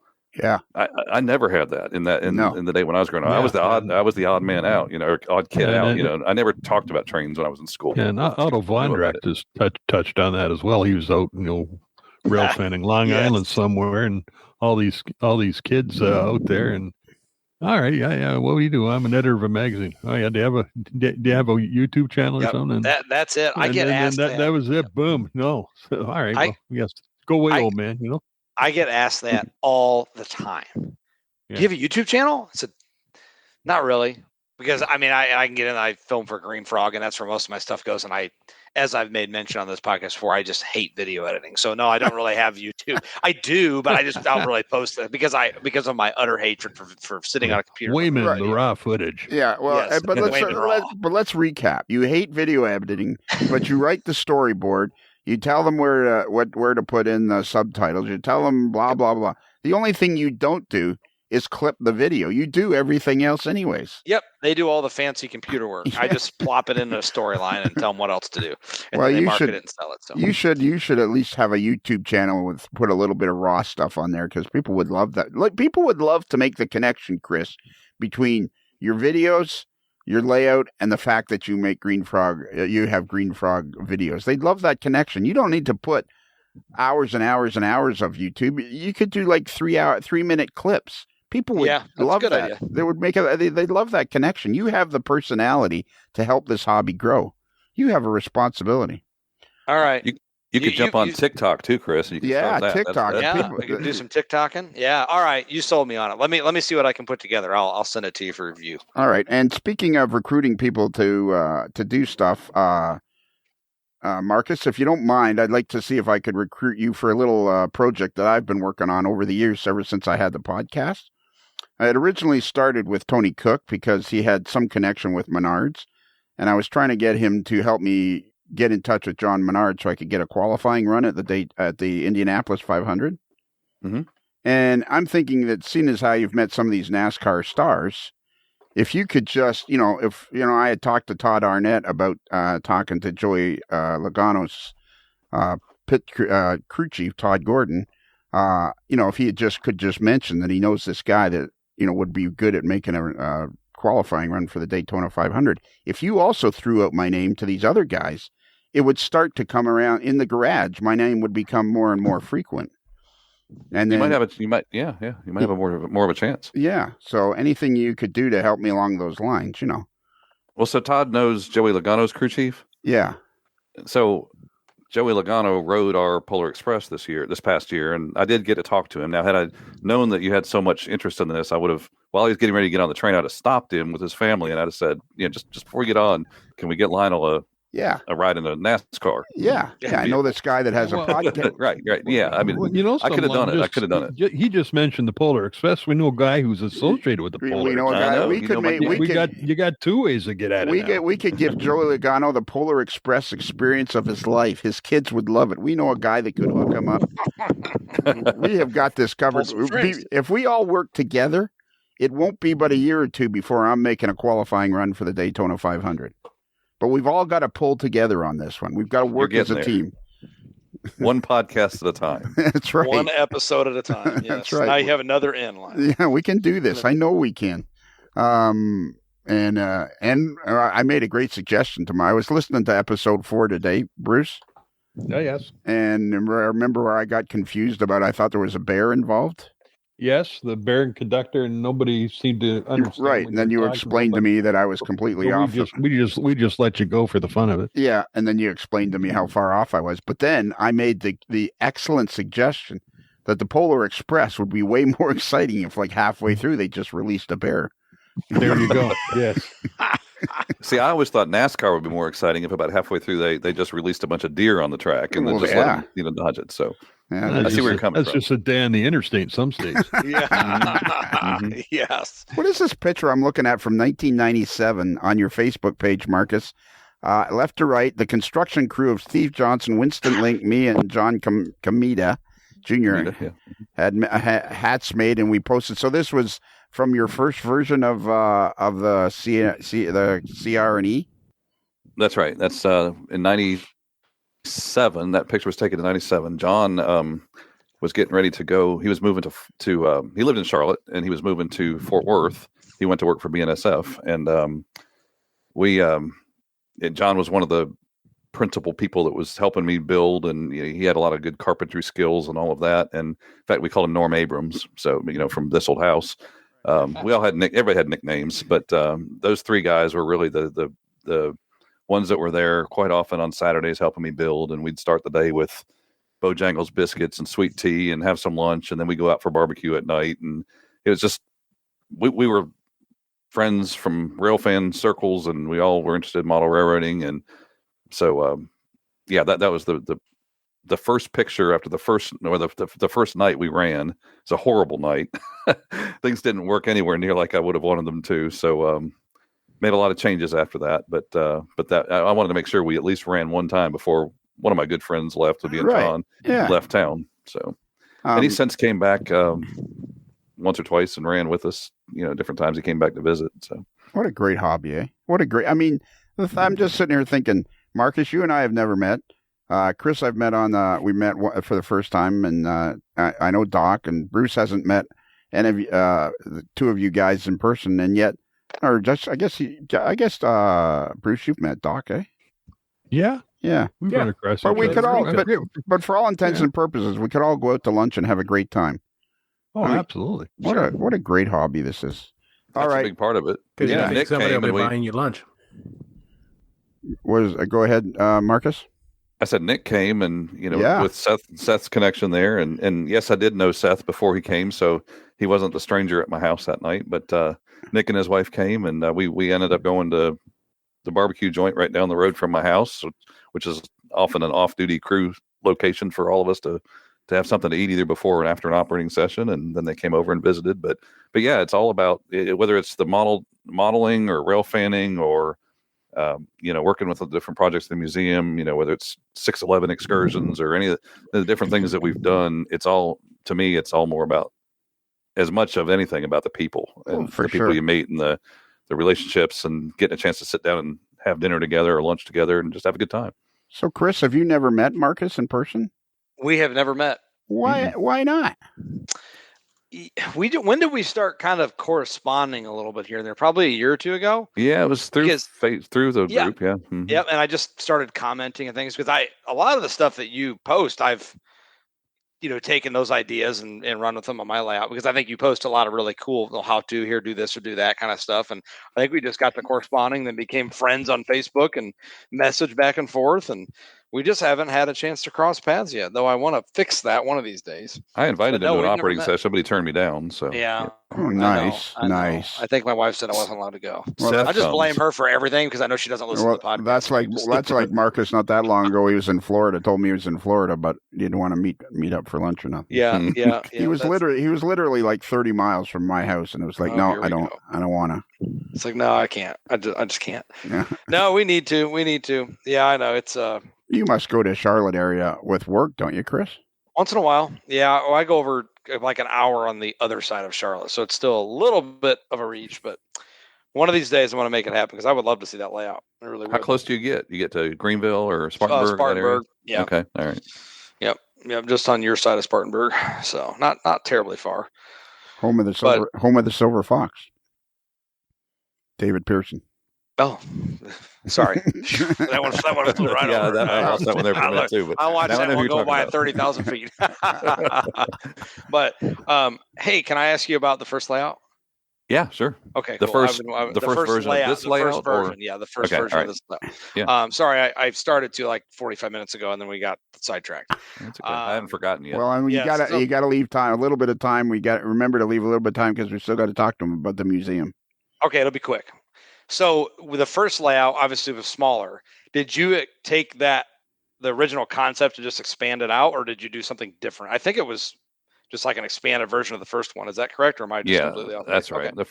The first one was in a carport that was, well, when I bought it, it was an open carport, but I didn't need to park in the house, so I put a wall up and made a layout room out of it, and it was 15 by 15. It started out as a single deck layout with the loops that basically led, the loops being modeled after, similar to the Southern Railway loops in Western North Carolina and the Clinchfield loops also in Western North Carolina. Other places where you could climb from one level to another without going through a helix. Eventually I expanded it, made it a second level there. When I decided I wanted a house with a basement, went looking around and wanted to basically do the same thing, but expand it, stretch it out a little bit. And if I were ever to do it again, I'd probably stretch it out even more. Spaces between towns, length of runs, maybe I think just make it a simple single track between certain areas. I like a lot of out in the middle of nowhere running where there's not a lot going on. Kind of like when you ride a train out there in the real world, you go through a lot of woods and a lot of areas that there's just nothing. And I'd like to have a little nothing. And I have more of that now than I did before. But the whole idea was just to kind of stretch it out. I did expand a little bit west so that I could bring in the coal branch that I didn't have on the first railroad. So I have a mainline operation, and then I have a branch line that is a series of feeder branches that go to different various coal loadouts. Again, influence of going up to the Norfolk and Western or the Southern in the Appalachian regions where you have a train leave the main line and you'd chase it along, follow it along, and it would go up some branch and it would branch off onto another branch, and then 2 or 3 other branches before it got to where it was going. And I just kind of like all that funneling everything together and then coming in to join the main line. So I have lots of places where, maybe it's a one track staging yard, but it can all, kind of come out from somewhere else and come into the main line and be routed that way. But that was really the only thing that I'd added, was just to go west a little bit to incorporate more of the coal territory. Okay, cool. No, that's cool. I was just curious what the kind of the design philosophy was, if it changed at all between the smaller layout and the bigger one. So that was my question. How big is your current layout? It's one room is 11 by 22, and the other room is 15 by 19, and it's connected through a laundry room that's like 6 feet wide. Okay. It's a split entry house. When you walk in, you go downstairs, and to the right is what was the previous family used as a family room. The left is what the previous family used as a garage, but I didn't need a garage, so I closed all that in. Okay. You don't have a car? Well, yeah, but I don't need to park in the house. Not if there's a layout that needs to go. That's right. What's more important? It's the snowfall of North Carolina. Yeah, that's what gets to you. It's those brutal North Carolina winters. Yeah. Didn't have but a few flakes this year. Didn't hit the ground at all, I don't think. We didn't either. I don't think we even had a few flakes. I don't think it did anything. We had one night at Polar Express that we had snow flurries, and that was it. Bruce, I apologize in advance. Okay. Chris, I apologize in advance. You're forgiven. Didn't you say you live near, Chris, you live near Chattanooga there? That's correct. Yeah, you must. You had at least one flake over there. Oh, but Wah, wah, wah, wah, wah. There you go. he's here all week, folks. Yes, try the veal. And don't forget to tip your waiter. Okay, so Marcus, you work at the North Carolina Transportation Museum. I do. How did that come about? Well, actually, I work for the nonprofit group, the North Carolina Transportation Museum Foundation, that supports the museum. The museum's a state property, so there's state employees and there's nonprofit employees. I'm on the nonprofit side, but I was when I started working, I worked in the tool and die industry. My dad was also a grinder, did grinding for a metal stamping punch and die company, and that's where I started working in part time. But through, I guess, some of the activities at the museum, the first of which I guess that I really got interested in was in 1987, an excursion from Salisbury to Asheville behind NW 1218. Got to ride that with my dad. I was 17 years old, I guess, 16, something like that. We rode to Asheville and back, and that was a great day. And on that trip, my car host happened to be Jim Wren, who was a reporter for the Charlotte Observer at the time, and then later editor of Trains Magazine, and sadly passed away last year. But he was a volunteer at the museum as well, and board member, and encouraged me to come out and check out the museum. And I started going over there to see what it was all about. He'd walk me through the shambles of buildings that were in existence at the time. And he told me how the whole place was going to be a showcase, that roundhouse being one of those. They were raising money to restore the roundhouse, and said it would be just a showcase of railroading. I thought he was crazy based on the condition that the buildings were in at the time when they had been turned over from Southern Railway to the state.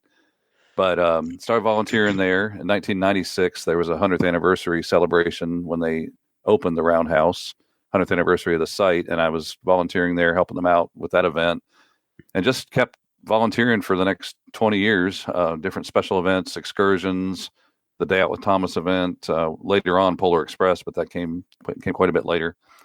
Just anything they needed me for. I helped write their newsletter that went out. Just wherever I needed to do volunteer work, I did it. I never got involved in like rail operations or anything like that, but my schedule, just kind of allowed me to go different times when I had, opportunity to do it. But in 2016, I was offered the opportunity to come work there when another lady who is now our executive director was in the position that I'm in now, basically. She moved over to become the executive director of the museum, and they had asked me if I wanted to come work and take over a lot of those duties, and that's how it all started for the working side of it. So what did you do before that she was thinking that you would be suitable for that job? We knew each other through years of me volunteering there. So I think I was in customer service for this company that I worked for years, customer service manager. And I think having that background was helpful. Also having the railroad interest and background, communications and all of that. So what I do there now is what my job is. I'm called the director of administration for the nonprofit group, and I don't really know how to explain what that means other than I get involved in a lot of things, anything from helping, write, ads to answering, you're just taking care of budgets, just everything. I mean, basically I oversee the nonprofit employees there. Right. And you oversee the nonprofit employees, and you oversee the railroad side of things and all the stuff that goes along with it. So the railroad is operated by the foundation, by us. The state owns the property. The foundation, the nonprofit, runs the train ride to raise money for the museum and a lot of other things that we do to raise money as well. But yes, we have volunteers. There's a whole volunteer team that, including a rail operations manager and all that, or a vice president of rail operations that takes care of, the nuts and bolts, nitty gritty of running the trains and all that. But yeah, that's part of my responsibility. I hope I live to be 100, Bruce, because this is really cool. Now we're talking to a guy that's heavily involved in, or he's a big shot in the administration of big shot, yes. Yeah. What are you laughing at? No, I love it. I love the description. I'm not laughing. I think it's awesome. The big shot. Well, he is. I agree. It's awesome. Well, and Sorry, I was not laughing at that, Mark. I think It sounded like you were. It sounded like you were. It sounded like a pretty good guffaw to me. Yeah, I know. It was not meant to be. I think I was just laughing at the way you said it, Lionel. I don't know why. Uh-huh. I think you're just. I laughed too, Chris. I laughed too. Taking a shot at our guest. Yeah, I know exactly. Marcus laughed. I mean, I did too. Because I don't know that big shot would be the right right description, but hey. And we know Mike May, who I'm a close personal friend of Mike May, who's the vice president in charge of production of American Heritage Railways, who is in charge. He's the guy in charge of the Polar Express worldwide. So you're going to work both of them to get the bear on the train? Well, no, but I mean, I see how this is going to work. We're going to get we'll have a special NASCAR Drivers Day for the Polar Express. There you go.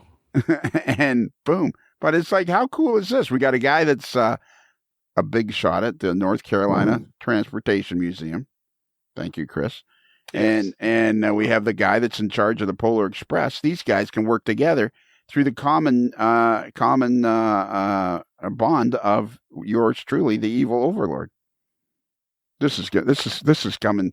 This is coming way better. Yeah, this is coming full circle now. Now we're starting to make some headway. It's going to be a big publicity scene. The Polar Bear Express hosts NASCAR drivers and their families. And the best. Polar Bear Express. I love it. Polar Express. Are you laughing? Wayman, are you laughing again?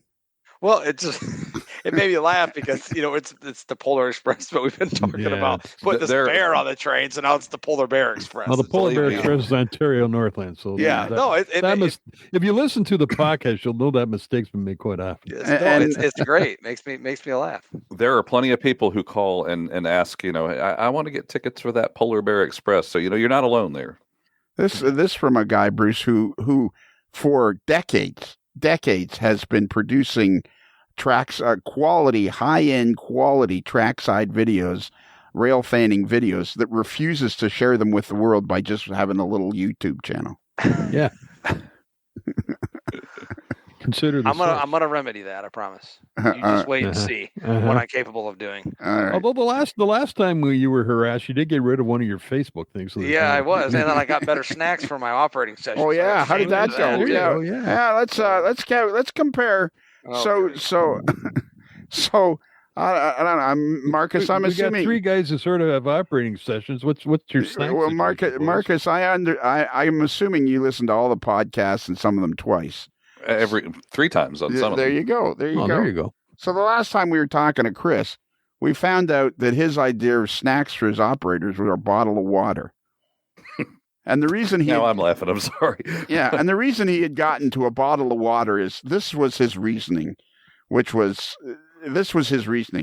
he buys a case of Diet Coke or a case of Coke, and the guys come by, the 5 or 6 operators come by, they don't drink all 24 in the case, and he's left with some left over. And like, what does a case of Coke cost you? Like $7, $8. So his reasoning for not giving them anything other than water, which apparently they probably had to pay $1 a bottle for. Only for the cool, not the non-room temperature water. Is that they wouldn't drink it all, and they had no cookies, no nothing. So here's these poor guys. They're sitting there, they're probably loading up at Chick-fil-A before they get there so that they can make it through the session. And so, Marcus, what kind of snacks do you have for your operating sessions? Well, we do lunch, but Seth will tell you it's nothing fancy because I don't cook. So it might be pizza one time, or it might be sandwiches, make your own. But we also have some snacks here and there. So we take a break and have a little snack break and midway through the session. Well, we need details on the snacks. This is the whole point. Be careful, Marcus. Well, wait a minute. Before we even get to the snacks, he has lunch for his crew. We got one guy on the one side of the room that has lukewarm water, and another guy that's providing lunch and then snacks. Although I'm just thinking, apparently he won't buy the soft drinks because they might not drink a case, but he'll buy cases of water, which they probably won't drink all the water anyhow. So I'm lost at the logic of that whole thing. Yeah. Hey, I'm happy to report that my last operating session, all of the snacks were eaten, and the Coke and the Diet Coke and the water was consumed. So It's because he didn't buy very much. Maybe that's was that it? Or? It was a 20 Yeah, ounce. he bought 6-packs is what he did. Yeah. 2 liters. Yeah, they're fighting over the 4 bottles. Yeah. We could 20 split them. The little baby cans, like there's 6 of them. Yeah. If anybody out there that's listening to this operates on Chris Wayman's model railroad, please contact the podcast immediately through email or call our receptionist, and we will provide you with some lunch money before you get to Chris's place. Yeah. Financial. Or better yet, get some shots of the so-called snacks that Chris is offering, so we have some photographic evidence. Some of the women that I work with that are they just don't really understand this whole operating session thing. It's like, well, one of them refers to it as like if she were to get together with her friends and play with her Barbies, or if we were going to some kind of role playing activity. But they've been big on me. They want me to provide. And I've just learned this word, charcuterie boards. Oh, there you go. That's too fancy. That's too fancy, right there. That's a fancy word for Lunchables. That's right. I mean, you know what? Right. Somebody at my last session suggested a charcuterie board, and I didn't even know what that was. I said, "Get out!" I said, "I didn't either until like 2 months ago." Somebody charcuterie board? Yeah, it's meat and cheese. How about a butter board? I'm not made of money here. What's a butter board? What's a butter board, Doc? Oh, that's where you take your wooden board and you load it up with butter and all the charcuteries around it. Because everything's better with butter or Seth, bacon. Weren't you a cardiologist? Yeah, no, he was He was an emergency. He worked on the guys who the guy already had the heart. The guy already had the heart attack by the time Doc saw him. Didn't know if that would be endorsed by a medical professional. The butter and bacon board. Yeah. I called it cardiologist. Bacon fried butter. Seth provides really good snacks, and he also cooks on occasion, and we have some nice meals with his wife and family upstairs, and then we go downstairs and operate. And of course then he's got the homebrew beer as well, which I don't drink, but I've heard it's really good. So wow. So let's run that one past again. Seth Doc Gartner. Seth he cooks for the crew. Yeah. Then sometimes you'll have meals with the family. And he provides home brewed beer. And we got this guy over in Chattanooga. Here's water. Here's a non-refrigerated, lukewarm bottle of water. I should never have brought it up. I have a feeling. Yeah, you're right. You're right. Yeah. I messed up, Marcus. I messed up. Yeah. Hey, Chris, let's get together sometime, but why don't you come to my place? Yeah, instead? that sounds like a good idea. Yeah, go to Chris. They can show how the proper snacks are working. I'm gonna get a charcuterie board for next time. Just get a case of Lunchables. It's the same thing. That's what I'm gonna do. I'm just gonna put on a piece of wood and call it a charcuterie. Oh, there you go. I have bench work that's not finished. I mean, my layout could be charcuterie perfect. board. Vacuum, sweep the ballast off and vacuum it up, and there you go. Slap your Lunchables on there. Locomotives and just slap it down there. So, as now serve it on some styrofoam. Yeah, serve it on styrofoam. Yeah, on pink styrofoam. Make it fancy. I want some homosoap. Yeah. So is the North Carolina museum, then the transportation museum, is it connected to a main line somehow? It is. It's connected to the the Norfolk Southern route between Washington and Atlanta. So we're connected on both ends, so we can get cars in and out. We've run excursions out of there back when excursions were more, the conditions on the railroad are more favorable to running excursions. Things have changed, over the last few years, with not being as open to hosting special trains that obviously take up a lot of crews and a lot of insurance and all of those kinds of things. But we do have the ability to interchange on either end. So we'll get, like, for example, we'll lease cars for Polar Express that we need to add to our fleet of cars. And so they'll be able to be brought in and sent out through interchange with Norfolk Southern. So how far does the Polar Express go? So we have a 60-acre site, and the loop, if you want to call it a loop, that we run on is about 3 miles. But it's the track arrangement there is similar to, or basically the same as what it was when Southern Railway used this as a steam locomotive repair facility. So you have two leads that connect on both ends, and it's kind of an out and back. You go up one track and then reverse down the other track and go, say to the north end of the property and then back up to the south end of the property and then pull forward again. So it's a loop, but it's not a circle. It's hard to explain to people that don't understand railroads at all, because no railroad was ever built in a circle unless it's built as a tourist railroad or a something like an amusement park railroad or something like that. But it's about a 3-mile run, and when we do our regular train ride, it's 20 to 25 minutes. It's basically a tour of the site. If you think of when you go to a zoo or someplace where you get on a tram and go around and they show you the different spots in the attraction, we do a similar thing, but we just do it on the train. And then we modify that route, or not modify the timing of that train for Polar Express so we can make it a longer event for everybody.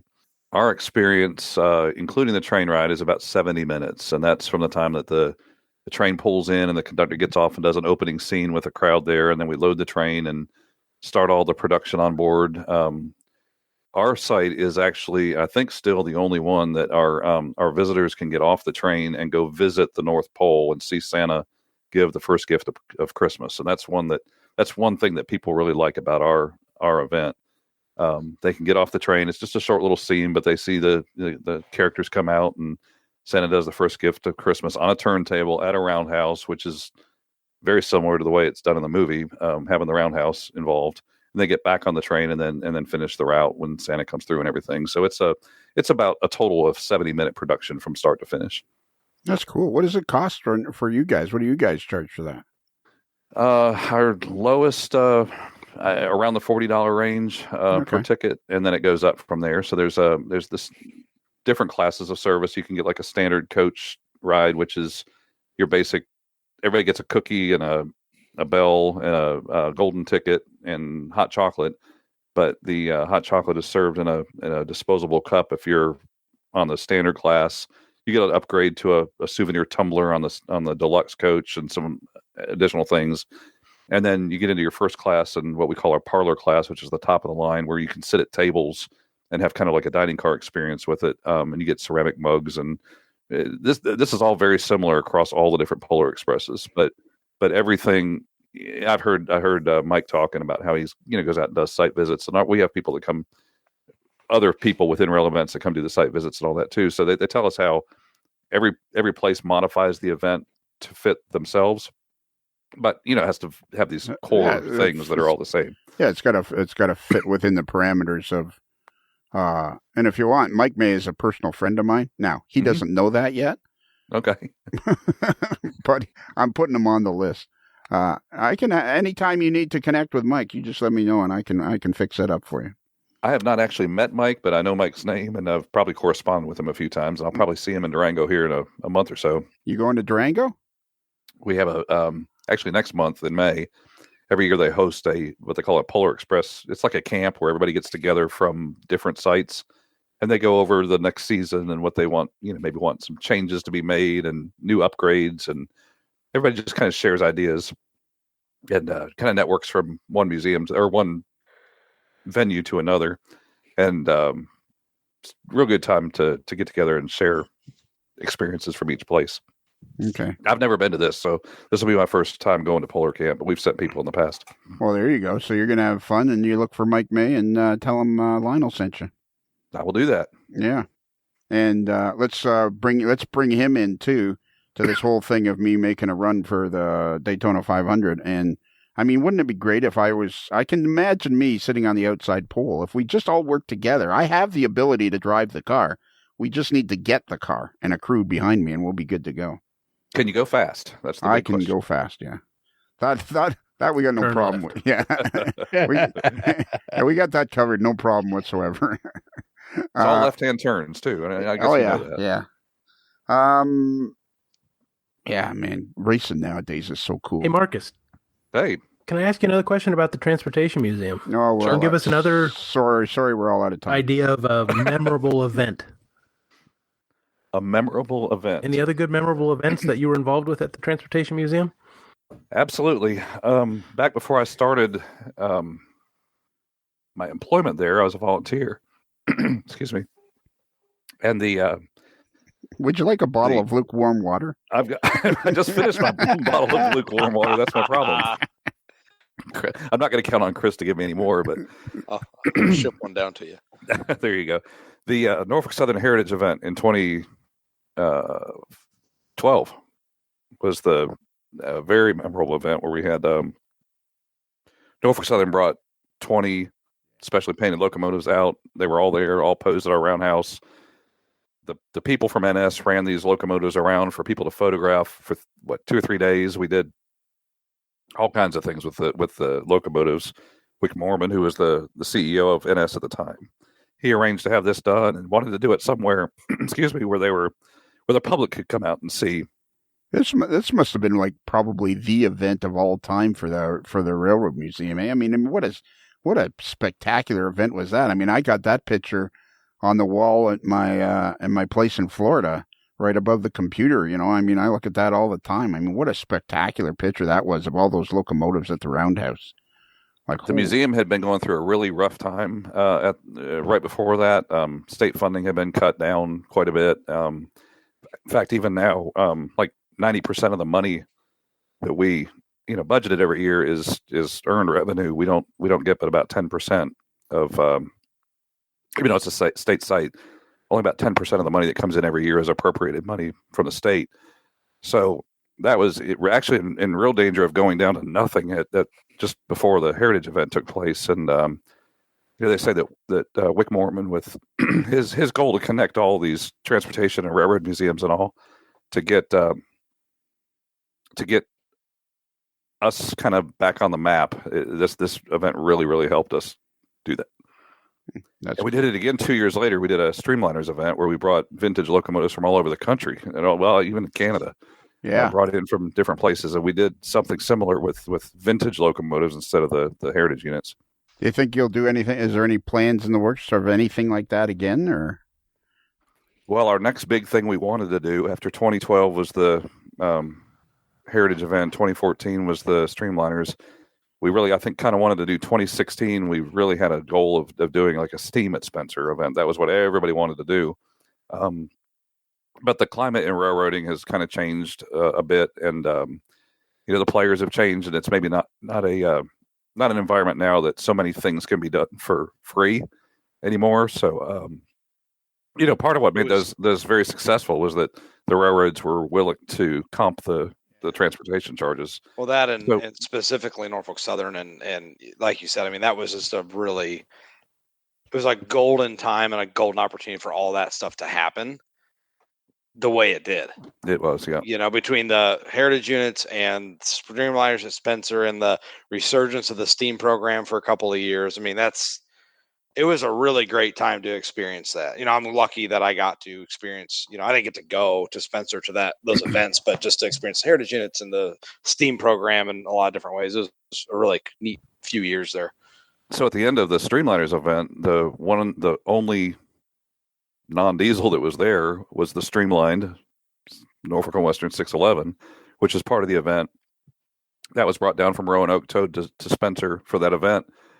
And then immediately after that, the rebuild of that locomotive started at our facility. It wasn't us doing it, but we had the facility to do it. And, a year or so later, that locomotive rolled out and was back in service again after being idle for 20 years. Mm-hmm. So, and that's been another really big, cool thing about being involved in the museum and in this community of preservation, whether it's our place or others. All these different organizations work together, and everybody gets along, and for the most part, and has really good ties and relationships. But to be able to spend time, excuse me, able to spend time.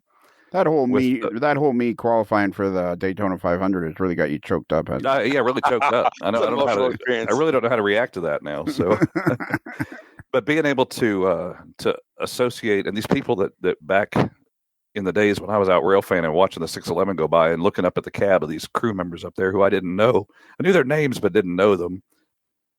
And now I have dinner with these people sometimes, and we go, birthday parties together and stuff like that. That's a cool thing to be a part of. I mean, you must have just been like, did you apply for the job, or did they come to you and say, hey, would you be interested in this?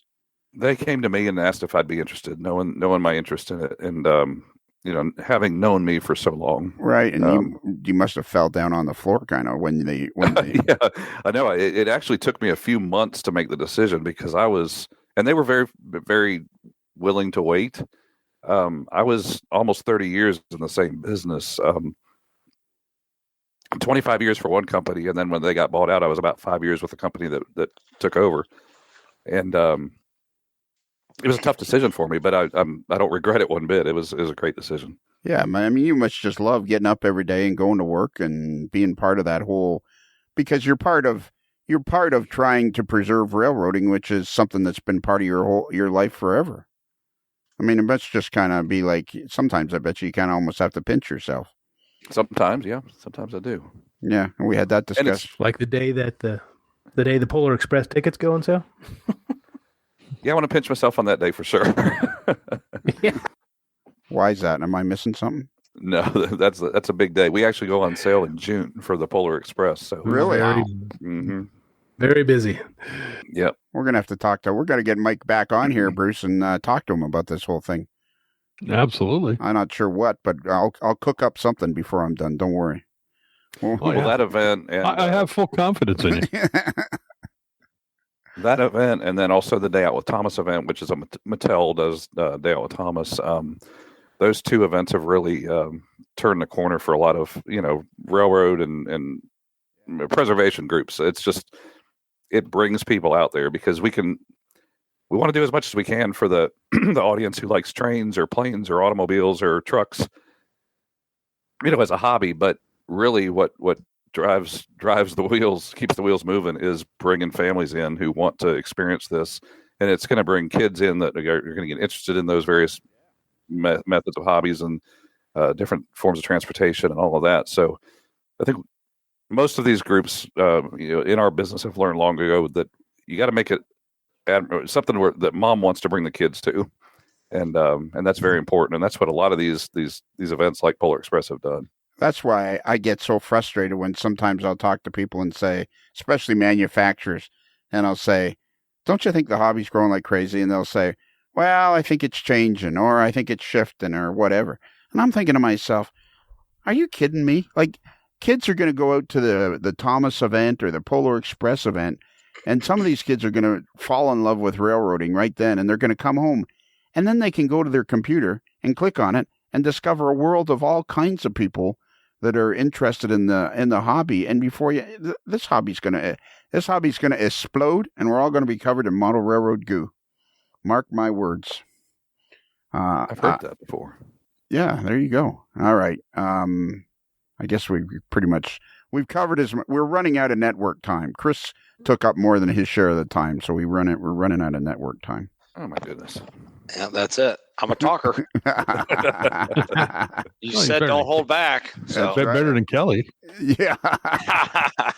Poor Kelly, not even on the call to defend himself. He doesn't need to be. When you were getting choked up there a bit, Marcus, you were trying to clear your throat. That was Kelly's fault. That was it. Although the only thing I'm not putting on Kelly is this guy in Chattanooga that's giving people bottles of lukewarm water. No, Kelly's clear on that one. Yeah. I think Chris's nickname could be Luke. Luke, yeah. or Eric, I think is what my name tag said at Springfield. Yeah, are you going to keep bringing that up? Yeah, hey, it's the only thing I got. Yeah. It's the only report I have, and it's not even a witty one. Yeah, and what I would do is I would record this, keep this, download this particular podcast because, it's always fun to listen to the last time you're ever on the podcast. Yeah, your final one. Absolutely. The last time I invited myself onto a podcast.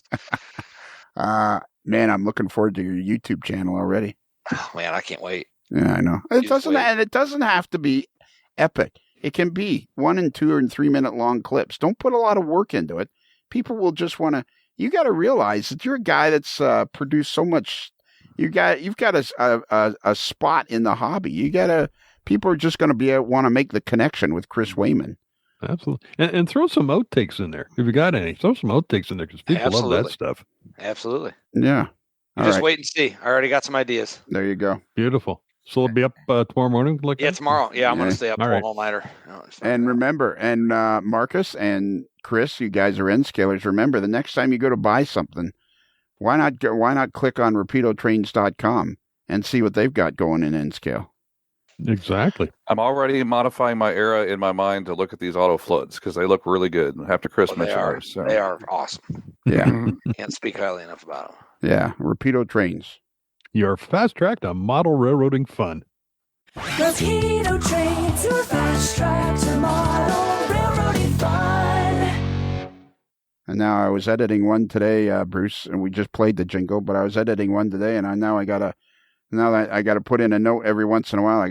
I put jingle, and I thought, well, that's the first time I've ever done that because I got to start putting those jingles. Yeah, throw the jingles in there. Throw the jingles in. Yeah, exactly. And one was inspired by you, and one was inspired by the Queso Cowboy. Yes. You got your fingerprints all over the podcast, Bruce, over the years. Somehow I've done it. Yeah, there you go. What would you think, Marcus, for your first time? It was wonderful. I was glad to be a part of this. So I was expecting. I don't know what I was expecting.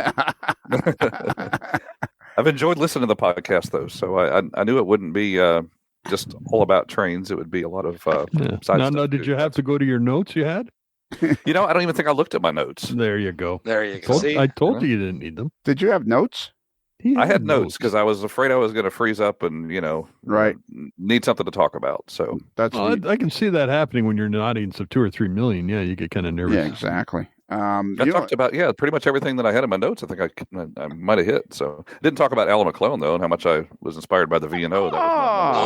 We should have talked about that. All right, well, we'll have you on again to talk about that because we can have you on for just like a 30-minute segment and be part of an all-star variety hour. Yeah, Chris, we'll have him on and we'll have you on. And we'll talk. That would be a great man. That's the highlight of my model railroading career, bar none. I don't care what all the things I've done. The moment I was standing in his basement by myself with a throttle, and he said, "Here, run a train. I'll be back in a while." I was like, I had a similar experience. I went to one of their V&O Historical Society sessions. I drove all the way to Ohio by myself. Wanted to visit the V&O, and it turned out, ironically, the V&O was like a mile away from the company that I went to work for in my last 5 years of working in the tool and die business. But went down in the basement and getting the tour and everything, and he knows me from nobody. He doesn't know who I am, and he turns to me and says, "Would you like to run a train?" and hands me the throttle. Yeah. And I thought, wait a minute, I've arrived. I'm now going to run a train on the V&O, and I ran from Kingswood Junction to Afton. I'm getting choked up again about this. So. Well, and that's a beautiful railroad to operate on. Yes. Well, and that's the thing people need to know is that Alan McClellan was a wonderful gentleman. He was a gentleman. Yeah. He was just a nice guy to know. Somebody that made you feel warm and fuzzy. I mean, he was just a nice man. He's one of these people where you went, "Gosh, I wish I was like him." He really was. I got another opportunity to meet him when I went to training for my new job there in West Carrollton, where he worked, or wherever he lived. I saw that the local NMRA chapter was having a meeting on that Saturday morning. I was still in town, and he was the speaker. So I went. Took my dad with me because my dad was working for the company too at the time, and so my dad knew how much I liked the V&O. So we made a little extra side trip over there to see his presentation, and a very, very nice person, very warm person. Yeah. Exactly, like so many. Marcus, people. Did you feel the need to take donuts with you though to be able to run it? No, I didn't. That's my second favorite thing is they put that in Model Railroader when they revisited the V&O was that story, my donut story. When I repeated the story years later, I'm thinking to myself, I actually, for some reason or thought, had convinced myself he needed me to be there for the open houses. I don't even know how I managed to convince myself of such a ridiculous thing. Did you take him donuts or what? No. I took the donuts. Absolutely. I bought like 3 dozen or something, and I ate most of them myself too. All right. That's it. So remember, Bruce, yes. When you're out shopping for your stuff, you guys remember when you're shopping for your N-scale stuff, and Doc, when you're shopping for your HO scale stuff, stop at rapidotrains.com and tell them Lionel sent you. Absolutely. and see if that helps. I'm not sure that it will, but tell them Lionel sent you anyways and see what kind of reaction you get. And they are your fast track to model railroad fun. Is that correct? If it's N, if it's H-O, the fast track is Rapido. Somebody listens. Yeah, holy mackerel. Nice one. We didn't get a t-shirt like that or something. But somebody listens? No, yeah, somebody's listening. I've been practicing because I thought maybe I'd have an opportunity to say that. Well, there you go. You sound like Models Life podcast. Somebody listens. yeah, Sound somebody's like, there listening. you go. Does That's anybody listen? Actually, it's amazing how much each new episode is downloaded like right away. Like within a day or two, it's downloaded like 1,000 times. It's very quiet. It's getting more and more. I've been getting Alan Keller. I've been lining him up. Bruce and I are going to interview him. And, I very sheepishly said, I have this podcast. And he says, yeah, I know about it. And I went, oh, okay. How cool is that? Beautiful. All right. And he wants us to help him promote his Model Railroad Academy, Bruce. So don't let me forget. We can do that. Yeah, don't let me forget. I won't. I was a member. I don't think I'm a member right now, but I was. Well, don't tell him that on the podcast. No, I won't tell him that. But Yeah. but I have ordered some of his videos through the Model Railroad Academy. Here's Chris. You're a video king in the model railroad and rail fanning world. The correct term is a big shot in the model. He is a big shot. A big shot. No, Okay. hold Whoa. on. No. Whoa. That's kind of making a lot of assumptions. Yeah. You can only refer to somebody else as a big shot. You can't refer to yourself as a big shot. No. I think that's what it is. And hey, so yeah, what were we going to talk about? I don't know. Model Railroad Academy, Alan Keller videos, and you're going to ask Yes. Chris something about because he's a video king. Yeah. Damn. Can't remember. Oh yeah. So here's my idea for Alan Keller. I haven't told him yet, but here's my plan. So you're a guy that's made dozens and dozens and dozens of videos. So let me bounce this one off of you. This will be a practice. I'm thinking because he made over 60 videos of model railroads. We'll have one episode for every video he ever produced. A 2-hour-long episode Yeah. to talk about a 1-hour-long video. Yeah. Got it. It's like the thing, where you can do the It's like the director's cut. Where where you can they talk about the the commentary. Yeah, exactly. In Just to not actual express the views of the studio. In actual time, Bruce and I are going to be talking to him tomorrow at 3 p.m. And it was 12, Bruce, but it got changed to 3. Okay, I will put that in my write that down. My calendar as we speaking. I am opening it up and going to. And I am so excited about this. I know that I'm going to completely screw it up because I can't. I am so excited to talk to Alan Keller. Oh, and we got to remember, Doc, we got to talk about how what's the word? What's the word when you're the person that did all the legwork? Instrumental? How instrumental on how instrumental Doc was in arranging this Alan Keller interview, because he tracked him down for me about a year ago, and I never got around to it. So then I went and emailed him, and it didn't work, and so I just turned to Doc and I said, "This email doesn't work." And Doc went out and hustled him down again and found the new email address and everything. So Got in touch with Tony Custer. there you go. Doc's connected. He Doc, said to say hi to you, by the way. yeah, and I said to say hi back. I think I'm gonna go visit Tony this summer. Yeah. So, anyways, Doc, thank you very much for all your work on that. You're welcome. I look forward to it. I appreciate it. See, Chris, let's take a note out of Doc's book there.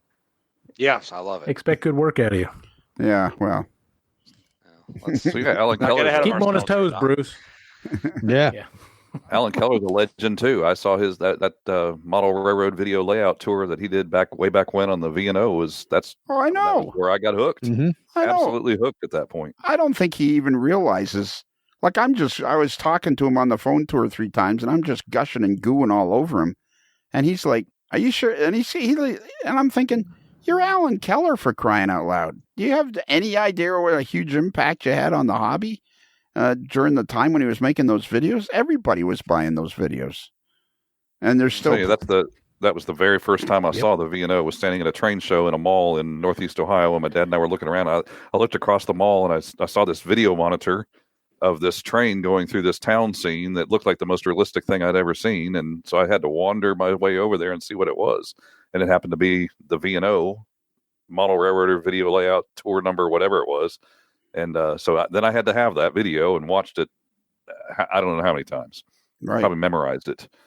Watch this, Bruce. Watch how I do this. And that was way before Rapido Trains was even started. That's right. So at that time, they weren't your fast track to model railroading fun. But then they became your fast track to model railroading Absolutely. fun. Okay. That's it. We're done. Bruce, can you give out our email address? Yes. Please send us an email. You can get us at modelerslife@gmail.com. That's modelers with one L, modelerslife@gmail.com. And we want to know what kind of snacks you're serving at operating sessions. This is an important topic that we feel is not talked about enough. It's time we get it out in the open and up the snack game all over. I think that's an excellent point. It's like we could even start a campaign. Let's help Chris. Yeah. Hashtag let's. Yeah, that's right. Yeah. Hashtag let's help Chris.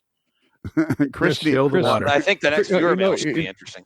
No, Chris's tagline should be no snack. Yeah, that would save me money if I'm no snack. Or he could be one of my favorite nicknames of all time.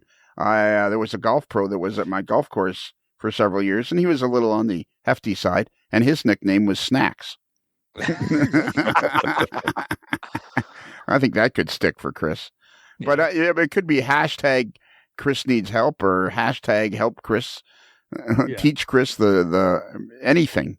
Yes, anything. One of the worst snacks at an operating session, I think, is a big bowl of popcorn because everybody's tempted to just reach their hand in there and grab it and greasy straight to smearing right to the mouth and then go back for more. So don't do that, Chris. And I've one seen of the best snacks is a big bowl of M&Ms. How about cookies with M&Ms in them? Yeah, cookies. That's a good choice. That'd make crumbs, and you'd go nuts if there was crumbs somewhere. You'd go be crazy. Be out there sweeping it up. These guys aren't drinking my case of 48 Cokes, and now there's crumbs on the floor. Chips and mango salsa. That's Seth's. That was one I got at Seth's. So I got hooked chips on and mango mangoes. salsa there. Oh yeah, Mango salsa, probably homemade too. Salsa. it probably was. Yeah. Chris or Seth, can I ask you a personal favor? Well, sure, Lionel. Can you invite Chris over to your house for an operating session? Sure. Come on I'd be over, honored. Chris. I'd be honored. Yeah, just so he can find out what the hell's supposed to be going on. You know what we're going to do? Give me the menu list. You know what we're going to do somewhere in the future is we're going to have like a AML operating weekend in the Charlotte area with all you guys and your great layouts. And Marcus, have you ever been over to Greenville to see Scott Lister's layout? I have. I'm on his group. I have met Scott at Seth's, but I've never seen his layout in person. But it looks awesome. You got to go see this layout in person. I mean, Seth's layout is beautiful. Your layout is beautiful, but Scott is. I never met anybody as talented as this guy. He's just. And the Greenville and Northern is kind of a cool. Yeah. Cool railroad too. So that was. I used to go to Greenville quite a bit. Scott is just this like crazy talented guy, and it's just a beautiful layout. And you can walk right through it. He's got new color floors. I saw that. Yes. Yeah. Well, he can't sit still. He literally cannot sit still. So he's always building or doing something. You know, the floor doesn't need to be painted, but hey, I'll change the color. That's another place you got to go, Chris. I'll add it to my list. All right. So if you didn't and he probably has good snacks. Yeah, he has great snacks. He has a big plate of bacon. It's a big plate of bacon. Bacon and some butter, too. It's a bacon butter charcuterie. Yeah, I know. And a great floor. And the first time I ever went into his kitchen, his wife and his daughter were there. And it was actually his daughter's birthday that day. And there was this gigantic plate of, there's these two beautiful there's beautiful women there, his wife and his daughter, and me, goofy me and Scott, and I walk up into the kitchen and there's this gigantic plate of bacon, and I'm thinking my eyes are bugging out of my head, and his daughter looks at me and goes, "You can have some if you want." And I must have looked like the Tasmanian devil. That's funny. So if you didn't catch that email address, if you go to our website, amodelersife.com, and just scroll down a little bit, there'll be a picture of the moderately agitated mailboy in a particularly agitated state. And you can just click on that picture and boom, All you got to do then is fill in the subject line and the text, and your email's ready to go. And if you go to amodellerslife.com, you'll also see there, this is on the free channel. This is our Monday show. This is sometime in June, I believe, June of 2023. But if you go there and you like this podcast and you click on the Patreon link, for just a few cents a day, you can have twice as much podcasting every week by joining the Patreon channel. And that helps us. That helps us when we do our events and rent RDCs and buses and all that kind of stuff. So Provide good snacks. And provide good snacks. And it's kind of like the Mayberry of the podcast. It's like we're all sitting on the front porch having a good time. You hear from Uncle Dave and we have our fans and our viewer mail, and it's all kinds of fun stuff. It's more relaxed on the Patreon channel. Not that we weren't relaxed tonight. And finally, Marcus, can I ask you a question? You just did. Okay. Can I ask you another one? Oh, sure. Go right ahead. Nice. I love it. Yeah, you guys should both record the podcast, this episode of the podcast. Nice Just talking take it to you, over. Marcus. Just take it right over, right? Yeah. Or record it so that because hey, that was the last time I was ever on that podcast. Oh, I got you now. Chris will start our own on the side. Yeah, there you go. Yeah. Why don't you start Snacks and trains. Modelers with no life. We'll call it that. Yeah, small. The no life. Why don't you guys start your own podcast like the guys at Second Section and Around the Layout, where they just basically ripped off all the ideas from this podcast? Save yourself a lot of trouble. Just copy my podcast. Hey, you're the OG. So anyways, Marcus, have you ever wanted a T-shirt with a hot dog on it? Sounds like something I could wear. Yeah, sure. Yeah. Well, if you go to Midwest Model Railroad and their URL is midwestmodelrr.com, and you go across the menu bar and click on Other, and then the drop-down menu, you'll see the AML shop, and you go in there, and boom, you're in a wonderland of hats, hoodies, T-shirts, mugs, and you'll find a T-shirt in there with a hot dog on it. Okay, with no ketchup, I assume. Exactly. No ketchup whatsoever. And also, when you're done buying your T-shirts and all your Modeler's Life merchandise, you go to their website and boom, they have a plethora of stuff from Rapido Trains. Your fast track to model railroading fun. Rapido Trains, your fast track to model railroading fun. And with that, I think we've, this one's been like 2 hours and 4 minutes. It's a long one. This is a long one. This is going to take me forever to edit.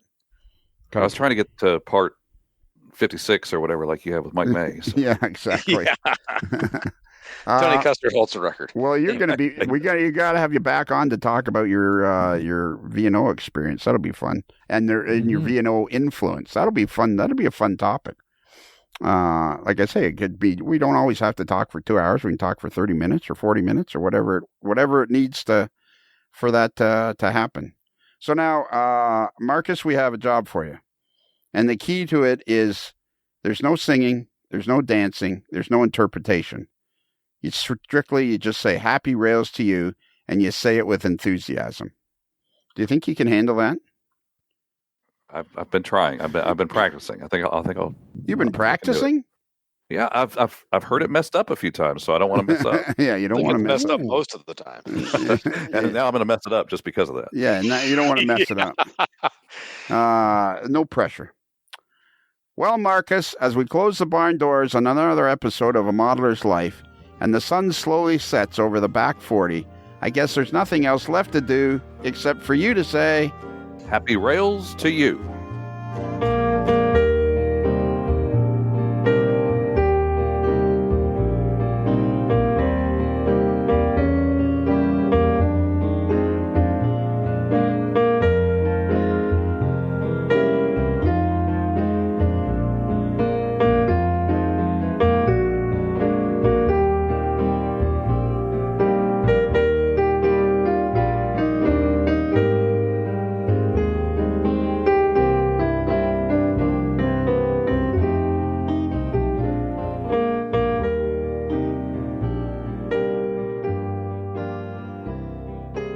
and Busted Knuckle, guests of a Modeler's Life podcast, stay at the Casa del Sol Motor Court and Inn, where late night dancing at the Rumba Room is a magical event to be experienced.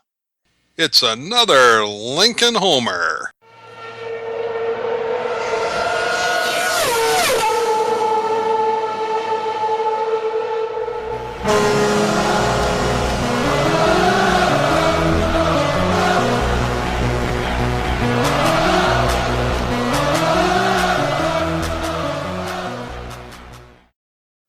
That was beautiful. No, that almost brought it Nailed to it. Yeah. I started laughing right before I know. because I anticipated you messing it up. I was going to mess it up too. I figured. Yeah. I would. I love the ones when people do that and it didn't say anything. And Lionel puts the crickets in there. I just died.